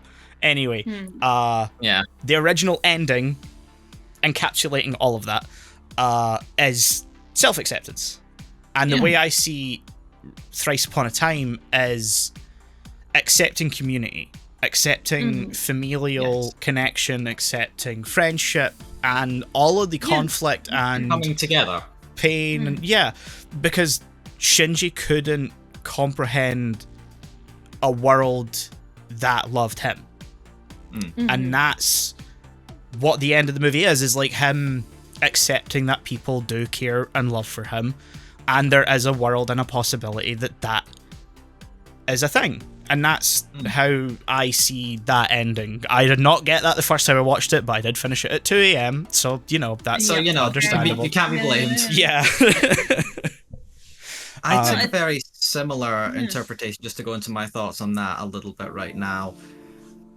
I also got that like the original series ending and End of Eva go a lot into self-acceptance and a very introspective, personal message. But I also took this the ending of Thrice Upon a Time, especially when it concerns Gendo, sort of recognizing where these like thoughts maybe originally started in Shinji specifically, because it made very clear Shinji's thought process is very similar to Gendo's at the end of the day, in that Gendo is sort of basically the bad version of what Shinji could have become. Yeah. If he didn't face any of this stuff and like just went deeper into his despair well, as I call it. But the thing is, Thrice Upon a Time it finally addresses that. It gives an ending to that whole relationship between the two that was there even in the series. It confronts Shinji realizes where his dad went wrong and makes a point to go, okay, I don't have to follow in those footsteps. I can make the choice now to grow up to be a better person, and that's what I actually really like about the ending overall of Thrice Upon a Time, where like he wakes up in basically the real world. It's almost sort of implied that Eva was just one giant therapy session with cool robots in his mind. I mean, that's what a lot of people called Thrice Upon a Time. It is 100% a self-therapy session from Anno. I mean, that's what Eva was overall in every one of its endings. Because, like, I've talked about this with another friend before, where, like, I love the ending of the original Shaun movie, but at the same time, it's very, like, even though it's about accepting yourself, there is still that, like, self-hatred and an unwillingness to move past certain things. Like, because the ending of End of Evangelion is kind of inconclusive. And, like, it's Asuka going, how disgusting. Yeah, so it's almost like that you can accept yourself, but you're still potentially going to get rejected for that. That doesn't fix all the problems that happen in the world, where it feels like Thrice Upon a Time is, here's how you can fix some of the other problems. Again, maybe not all of them, but you have more of a chance. It feels like End of Evangelion was more of a cathartic realization, whereas Thrice Upon a Time was an actual healing process of, okay, here's what you do after the fact and how you can actually move on with your life in a much more healthier way, which I really appreciated that, and I'm really only just processing now, and I kind of want to cry realizing that.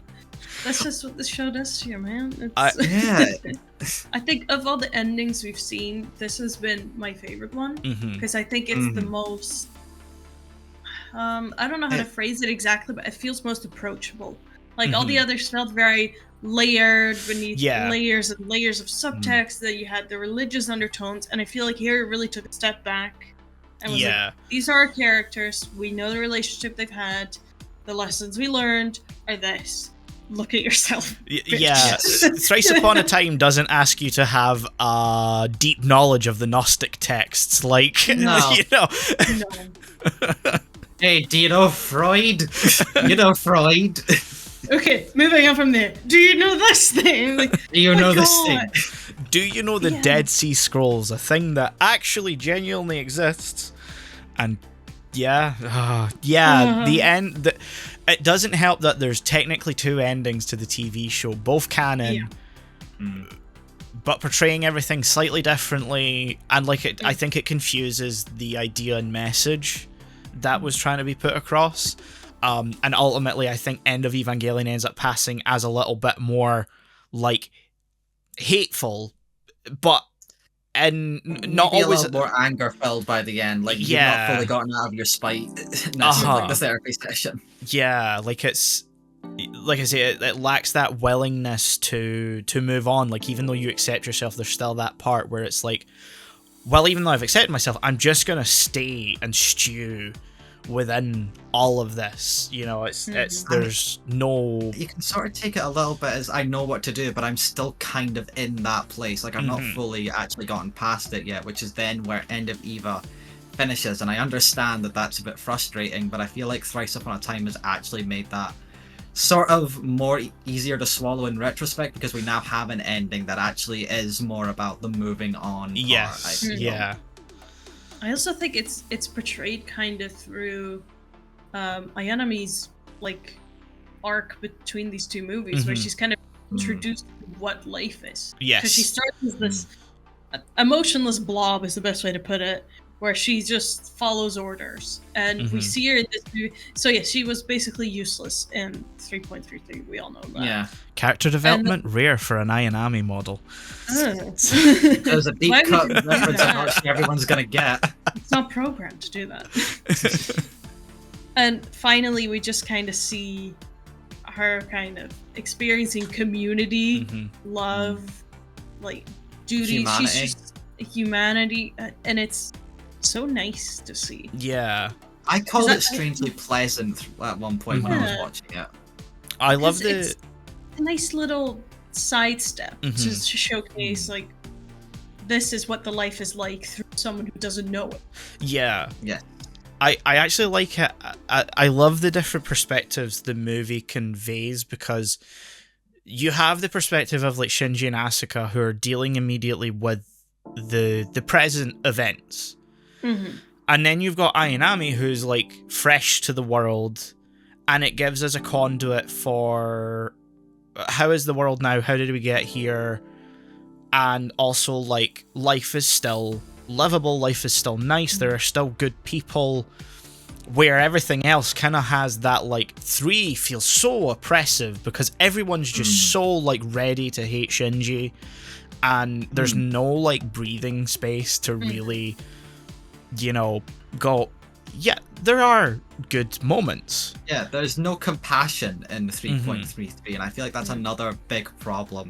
Like, to get on that, a big problem with 3.33 that I had throughout the whole thing, even though she doesn't show up much, is Misato and her character arc, because throughout the whole of the series and the rebuild, Misato has been, like, portrayed as, like, someone who's always in Shinji's corner no matter what. Like, she genuinely does take up the sort of older sister / parental role for Shinji a lot. So to have 3.33 just immediately headline into presenting her as basically another Gendo and like sort of going, well, she fucking hates him too now, that's about it. Apart from that one moment where she hesitates to blow him up, which it felt like the start of something.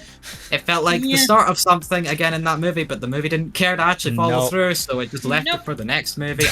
I hate that movie so much, sorry. But we don't show that, and it was another part that I was genuinely angry about, because it felt like almost like a character assassination, because we didn't get the context, we didn't understand why she's acting like this, and we wouldn't get that for, again, in terms of releases, years between movies.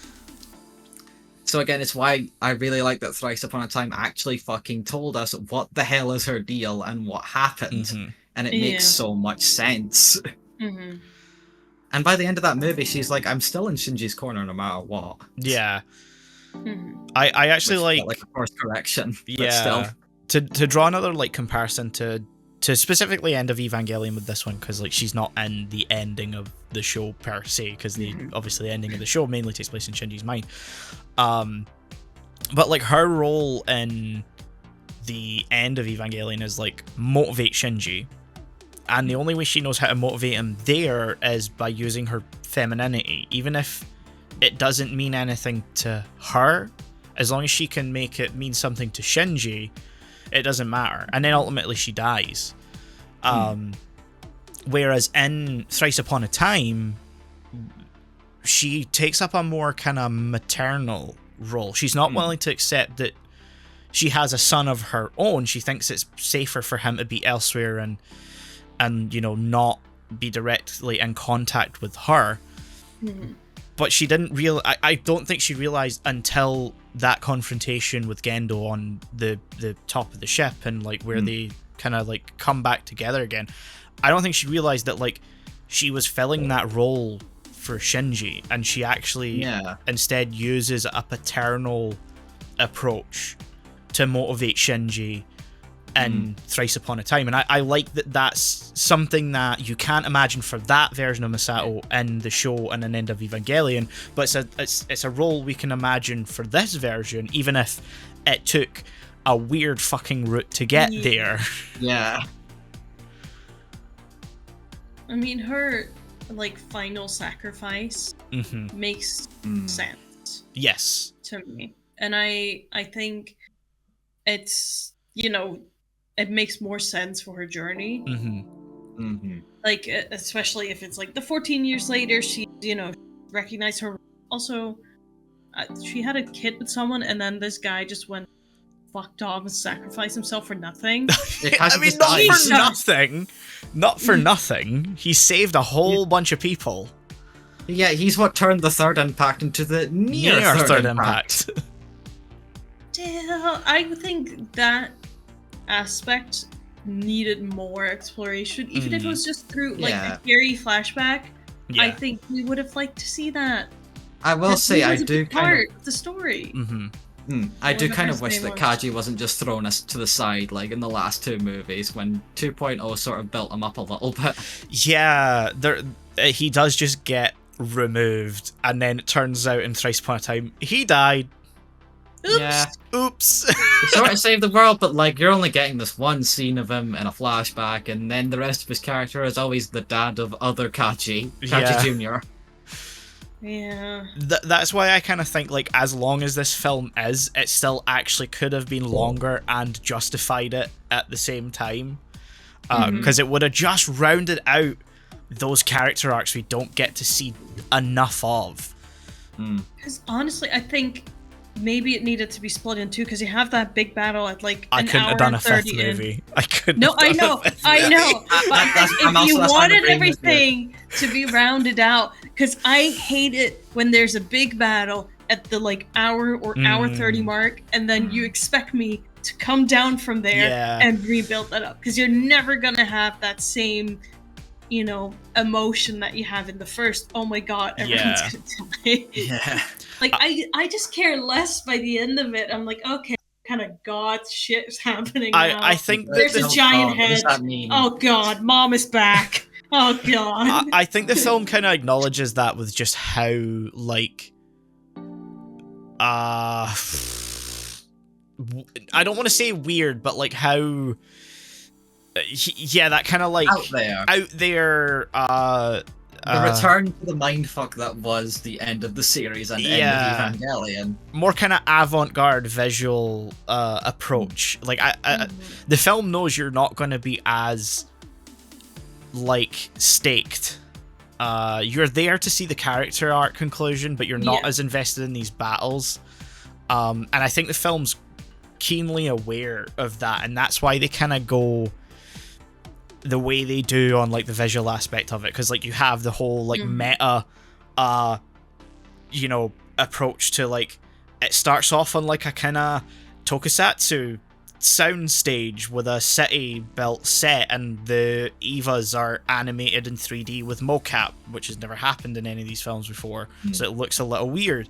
But then it transitions into like different moments or different sets from different moments throughout the series, and then it shows that like this is all just a stage for these events to happen, and they're happening again and again and again unless it's someone... a visual aid to like represent what's happening in this fucked up other universe that doesn't follow the laws of physics. Yes, what do they call it? The anti-universe or something? Anti-universe. It gets very Gurren Lagann at the end. Like, I know you guys have never seen it, so you don't know what I'm talking about, but like it strays into that like super robot territory where the laws of the universe just no longer apply. If it's cool and it works. Cool. This is the final battle as envisioned in the mind of a 14-year-old but actually 28-year-old boy. Yeah. It's the Promare approach. I will compare it to Promare because Promare and Gurren Lagann, same director, same approach, same idea. Make thing big, make thing cool. Make bigger. Make bigger. Fun. I do at least appreciate that, like, within 10 minutes of that battle, Shinji's like, this is not how this is gonna end. We gotta actually talk this shit out. Yeah. Yeah. Is that the same battle where, like, the half mechs show up that are just connected by, like, the chest? And then someone just says, "What? This breaks the treaty laws." The Vatican Treaty. Yeah. I think that was earlier. That's when they're like, I think they've just gone to the South Pole and they're about to like dive in. Oh yeah. They're like skimming it, and then they're like, "Oh my god, they violated the Vatican treaties," and I'm like, "That's That's what you're really worried about? even right now, my guy. Yeah. I don't Like- think that Vatican Treaty has been a thing for the last 14 years. Have you seen? I don't You think the look like Vatican's there. You only just reversed Paris. Yeah, like if Paris looked like that, I don't want to know what Rome looks like right now. No, like just that off mention of like, oh come on, don't pretend you have. Now is not the It time just to world ruins build. it all for me. We're about to get into the off the wall stuff. There's no need to bring this up now. Yeah. You The can't world do building's that. gone. Law says no, you can't do that. Like Not fair. They're just stealing. I mean, it's not really stealing. Like when they fix Paris and they're like, okay, just grab all their stuff, anything we might need. I'm like, Yeah, where they That's kinda reveal plundering. Paris as a nerve base, and Sure. they can just move it up and down like that. what Okay, happened to the catacombs? Why don't we just That's what I take was Paris wondering. and push it somewhere else? Yeah. I mean As that's soon as literally what that- Tokyo 3 is. Like Tokyo 3 Yeah. is like halfway across the country from the original Tokyo, but that's explained. That's just fucking Paris. That's the actual Eiffel Tower. Don't grab the Eiffel Tower, girl. No, don't do that. It was coming down anyway. She It's apologizes to it. It's fine. Yeah. I mean, as a European, I was like, yeah, fuck. fine. You can fuck up rats a little Hey, bit. the Eiffel Tower is innocent. It didn't commit any crimes. It's a building. It's just there. It's a big steel structure. What can it do? It looks cool. Stab. I mean, yeah, but it Yeah, stabs for against the, the enemy. it stabs for the good side. Yeah, Yeah. it's okay when we use it to stab. Yeah, that was. That was a battle that to me felt too high stakes already. Because you do the classic thing where it's like, oh, we only have so long. Oh my god, Yeah. we can't do it. No, we have to. We all know it's gonna. You're fine. Yeah, it was really just a prologue to like bring these characters in and go like, okay, you're gonna be wondering about them. They are here. They are doing things. However, we need to focus on this first, and we're gonna slow down. I at least like the action. Oh yeah, I love the action. Monkey Brain liked the action. Yeah, no, see, that's where they lose me when they're like, big fight.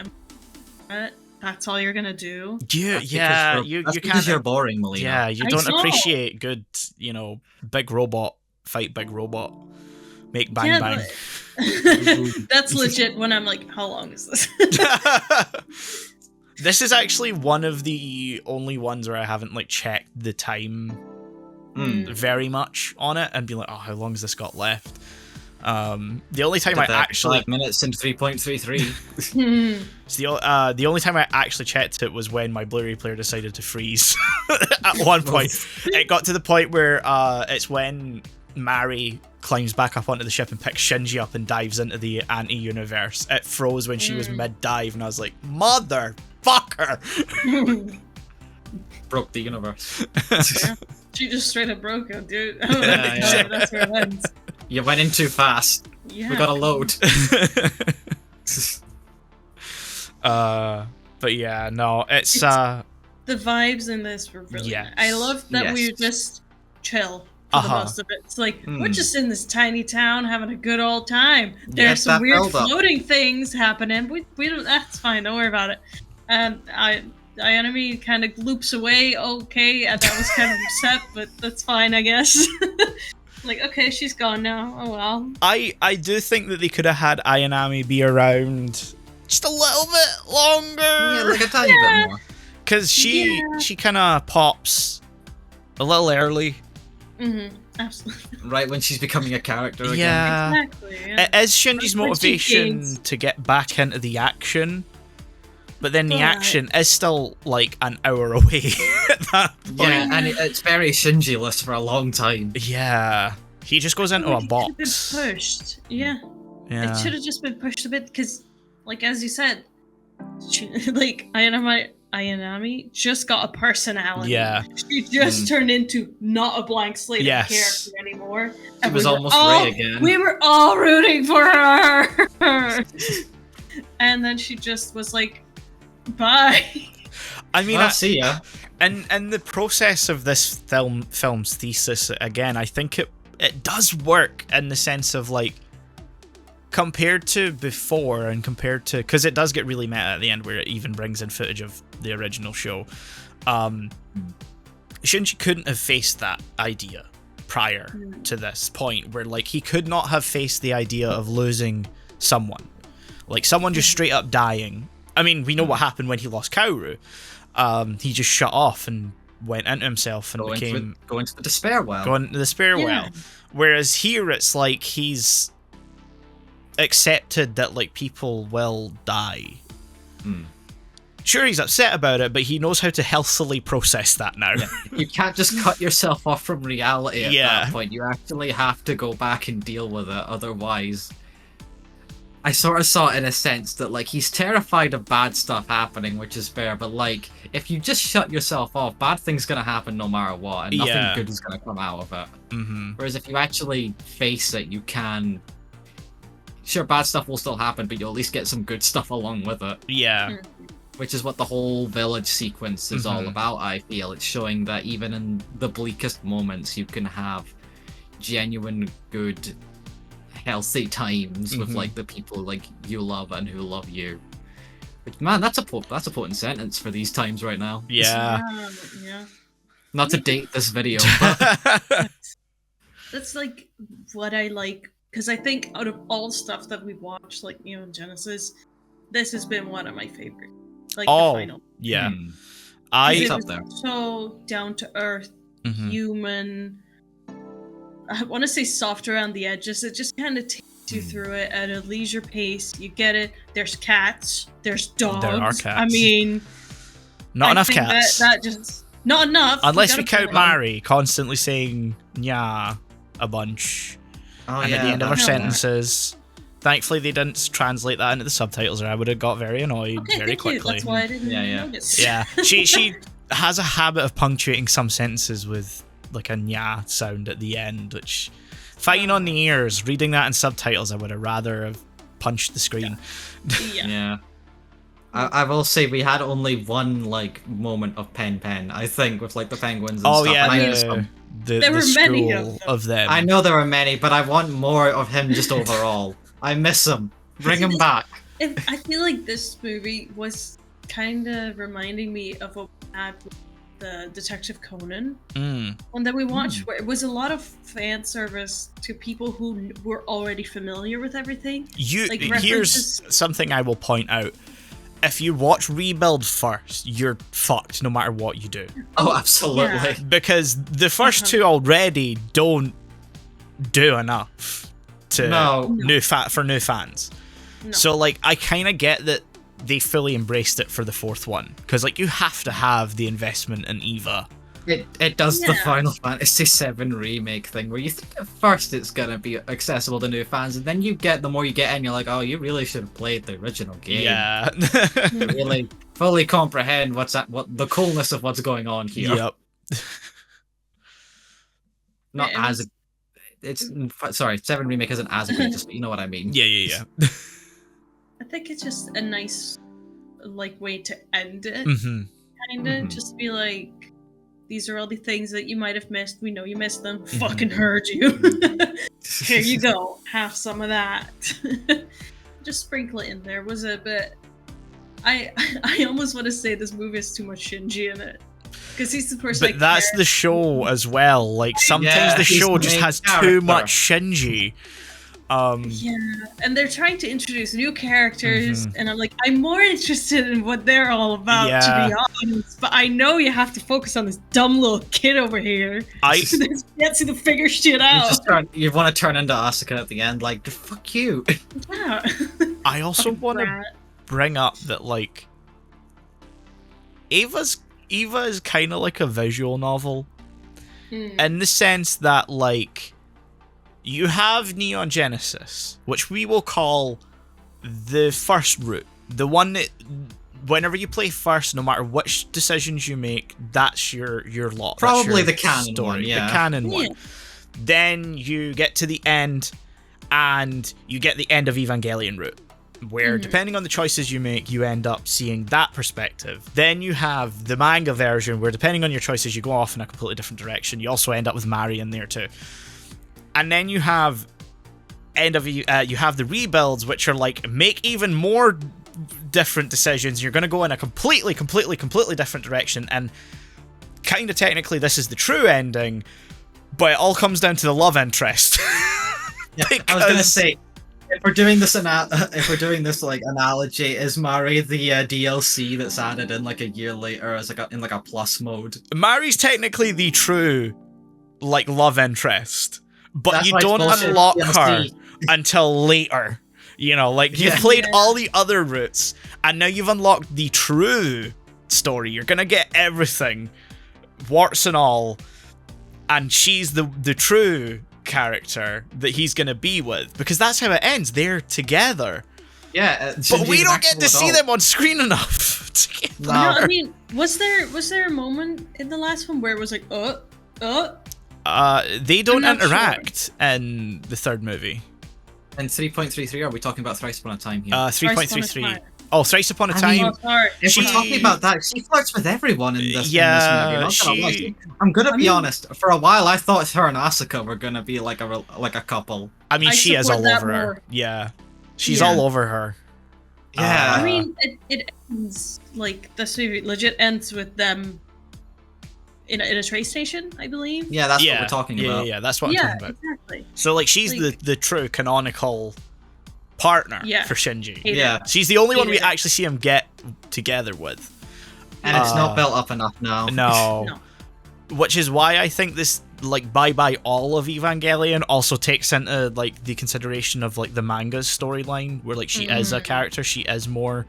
I want to say she's more developed, however, the last time I read the manga was, like, probably a few months before we started this show. So that, you know, Oh, yeah, a little while ago. Yeah. I gotta get on the manga. Yeah, I need to reread it. Because, like, from the perspective of the movie, if you put Mari and Shinji together, the only reason I can see them, like, Boob. why does Shinji like her? Boobs! Because it's mentioned in the two interactions they have. I'm gonna be honest. I thought like the only reason they would have put her together is that, well, he can't be with Rei because of all the baggage and the weird Yeah. implications just Yeah. of her character first off, and the fact that she kind of doesn't have a personality most of the time anyway. So Until we gave her one and then promptly killed her immediately. yeah, exactly. The ending, which I'm assuming is, like, he reset the timeline. Yeah, Yeah. we're basically in the real world, Yeah. like as close to us as we can get. And Yeah. so it calls into question. We see Kaoru and Rei on the other platform, and it calls into question, in this version, does that mean Rei is his sister? Oh. Possibly. Because she can't be a clone of Yui, because none of the No. fucky shit's gone on. And we know that had Gendo and Yui had a girl, they would have called her Rei. And the fact she still has the same hair color means she's got Yui's hair color, which means they are somehow related. We don't know that Yui has any siblings, which means she has to be Shinji's sister. You're thinking too far into it. Turn off the movie now. Yeah. I just assumed it was him. Like, he, for some reason, still had all the memories from everything that happened. And he was like, wouldn't it be nice if these people were still Why don't I just give them a alive?" normal life, because they fucking deserve it at this Like, point. in his head, they exist, but they're just passing by. Yeah. Yeah, That's how he's given I- them like their own lives to just be like Yeah. fully comfortable. Yeah. And, yeah, back to my point, by the way. He can't be with Rei because of all those Yeah. implications. Yeah. Absolutely. Asuka is just toxic in every version That towards him, was so I don't Yeah. think that's a healthy relationship. So who's left? Who's a named character he could possibly somewhat get with? It's gotta be her. Yeah, I was about to No. say, that would be equal amount of baggage. Yeah. No, yeah. That's the same implications. Anything somewhat related to parental figures is a no-go. And Shinji recognizes that, so he goes with the person who The has only almost person. no ties to him, who isn't just like the female worker from Nerve, who's Yeah. also there, by the way. I wish she was more in it, because she's Yeah. just fun no matter what, but she was barely in these movies. So who can he get? Fucking Mari, I guess. Yeah. The He just has platonic at least- ideal. Yeah. He has a list in his pocket like of all the women he meets, is fuck, nope. Yeah, can't. Just, he's got like a card deck. He's like, oh, can't be her. Can't be her. Fuck, can't be her. Like the pieces of Exodia, he's like, shit. Nope. No. Last reps was Zuruharu. I don't want to step into that. No. No. I guess it's you. Yeah. I guess we should just, we're the only. Man, we can't possibly have an ending where, he's fine by himself. That's impossible. That's no. I mean, in this version of the story, like... I know. It doesn't work from the film's thesis, but like... It's not what the film is going for, no. But still, it does feel a bit more like, he went with her just because she's the only one left. Yeah. It does ignite that, like, part of me where I'm like, maybe we, like, should cover the manga at some point to, like, get that what I remember being better character development, like her being an actual character. I could be misremembering, but I don't know how I would have such a solid impression of her as a character with just what's in the movie, and if the manga didn't really do much for her, she wouldn't be like an important character. But then again, Kaoru is like a super beloved and well identified character, but he's only in a single episode of the show. And he's not even here for that much anyway. No. But yeah, manga could be interesting to do, but it's like, how do we cover manga? Like, we haven't crossed that bridge yet. Anime lane. Yeah. I know how to get you guys to read the manga. Like, I own it, so it's easy enough. But it's like discussing it. And like actually breaking it down into like, well, there's the original 13 volume release, but then there's also the 5 like triple volume, except the last volume's got 2 in it, is it 14? Yeah, 14, and then like 3 volumes, and then the last volume has like 2, because 12 and 14. 12 plus 2 is 14. Yeah, that sounds like Evo. Yeah. But yeah, no. Mari's whole like dynamic in the plot was underdeveloped. I derailed myself. Yeah. Oh, I want to bring up real quick. There's 2 like short like animation things that were included on the Blu-ray for this. I didn't include them because like they're not like super important. One of them's like a 10-minute thing that goes into the backstory of the pink-haired girl on the bridge crew. She was weirdly a prominent character who just showed up in these last 2 movies. Yeah, and like it adds some nice context for how she like survived and was like running away from like the corization thing and like gets rescued by Asuka.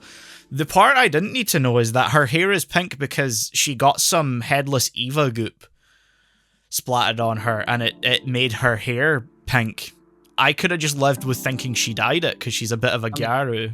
To be fair, there was a part of me that was like, is hair dye still a thing at this point? How is she doing that? But like, I didn't care enough to really ask, because who the fuck would? Yeah. I mean, in the world of anime, whenever you colored hair, I'm never thinking about that. That too. Yeah. That's natural, baby. That's an anime character with very bright colored hair. That's just a normal thing that happens in the medium. Sometimes, like, it depends on the context. Like, I might think, oh, that's hair dye, and like her personality being kind of like a gyaru type character, like, strikes me as like she would dye her hair because that's that sort of thing. But she doesn't really have like the kind of fake tan look that they have. But then the other one is, so there's that one's Evangelion 3.0 minus 46 hours because it takes place 46. That doesn't make sense. Oh, it does take place it does make sense because it takes place 46 hours before the third movie, because it starts with them like exercising on the like the Wunder before the third movie begins. Like, you see them on like rockets being ready to launch up. The second one is Evangelion 3.0 minus 120 minutes, which is a motion comic taking place 2 hours before the third movie starts, which is just Asuka and it literally directly leads into that opening scene. The credits roll, and then for some reason there's like a part of the opening of the movie of 3 attached to the end of the credits, which is literally just Mari and Asuka getting on their Evas and being shot into space, and it's like them talking about like Mari's supposed to lead the mission, but then Asuka, she like says Asuka should do it, and then Asuka does it, and I'm like, okay, sure. I guess. Does not add anything for me. Awesome. Yeah, the 46-hour one was kind of interesting. I liked seeing like the immediate aftermath of like the world kind of like progressively becoming more red and like that way, because you also see that like it's tied to the headless Evas like appearing. They come up out the ground and it like spreads from them. It's like, that's cool. That's some nice context and like understanding of like what happened post near third impacts. Also, you like see it from like a space view where you see like the crosses like appearing and like, you know, it progressively becoming more red. But yeah, they're fine. They're cool. They're cool. Yeah. Yeah, I guess that's the last 2 Rebuild films, unless anyone has anything else they want to add. Any last thing I can think of? I like the design of the Wonder. Oh, Right. Sort of half airship, half mass-produced Eva corpse. That was cool. Yeah. I think it's pronounced.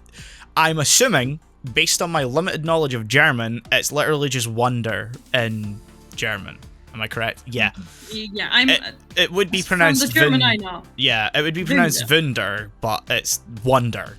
You can just go with that. I honestly wanted to say Wonder at first, but like I wasn't sure if like I was gonna get that. Actually, and it's supposed to be pronounced like this, and I just ended up getting that anyway. It would be pronounced Wunder. You can kind of hear it in the way they say it, because Japanese doesn't have the V sound effect. They pronounce it with the B.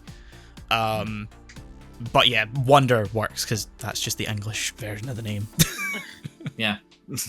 They have a lot more German names for the ships later that I just have no idea how to pronounce, because even not even gonna try. Yeah, even Wunder's not the Wunder's name. It's like, I think it's Bass, from what I remember, or something like that. It's B-A, the little squiggly B thing that's actually 2 S's, and then an E. So I think it's like Bass, or... That's the closest pronunciation I can think of. Cool. But yeah, anyway. Those designs are cool. But yeah, I guess that's Rebuild of Evangelion. My thoughts that I can think of right now, yeah. Melina took notes. She's the only one of us that actually takes notes. I'm looking down at my notes, and I think we got everything. Because sometimes my notes legit is just, I am confusion, back to the club, chill vibes. Wait, what was the context of Back to the Club? That was... So the thrice, we weren't with our main people in the beginning. So I was like, we're the club. Yeah. Yeah, that's right, because I remember, like, I sent Shaun, like, my letterboxd review of 3 after he finished watching it as well, and, like, it ends with, like, a bit where I was like, well, at least Thrice Upon a Time's first act spent some time meditatively course-correcting 3. And if anyone goes and reads my letterboxd review and wonders what the fuck does that sentence mean, I mean that the first act spends time meditating on the problems of 3 and course correcting from there. Also, I had something else I was going to say and I've just fucking lost it. Oh no. It just went yoinked like Asuka. Mid-sentence just got yoinked like Asuka into the anti-universe. But I guess it wasn't important. I'll probably remember it later and think, fuck. But yeah, the rebuilds. Scores, yeah. Yeah, scores. Yeah. 3. I give 3 a 3.33 out of 10. Wow. I'm sitting around like a 5 or a 6 because like it's still competently made, you know.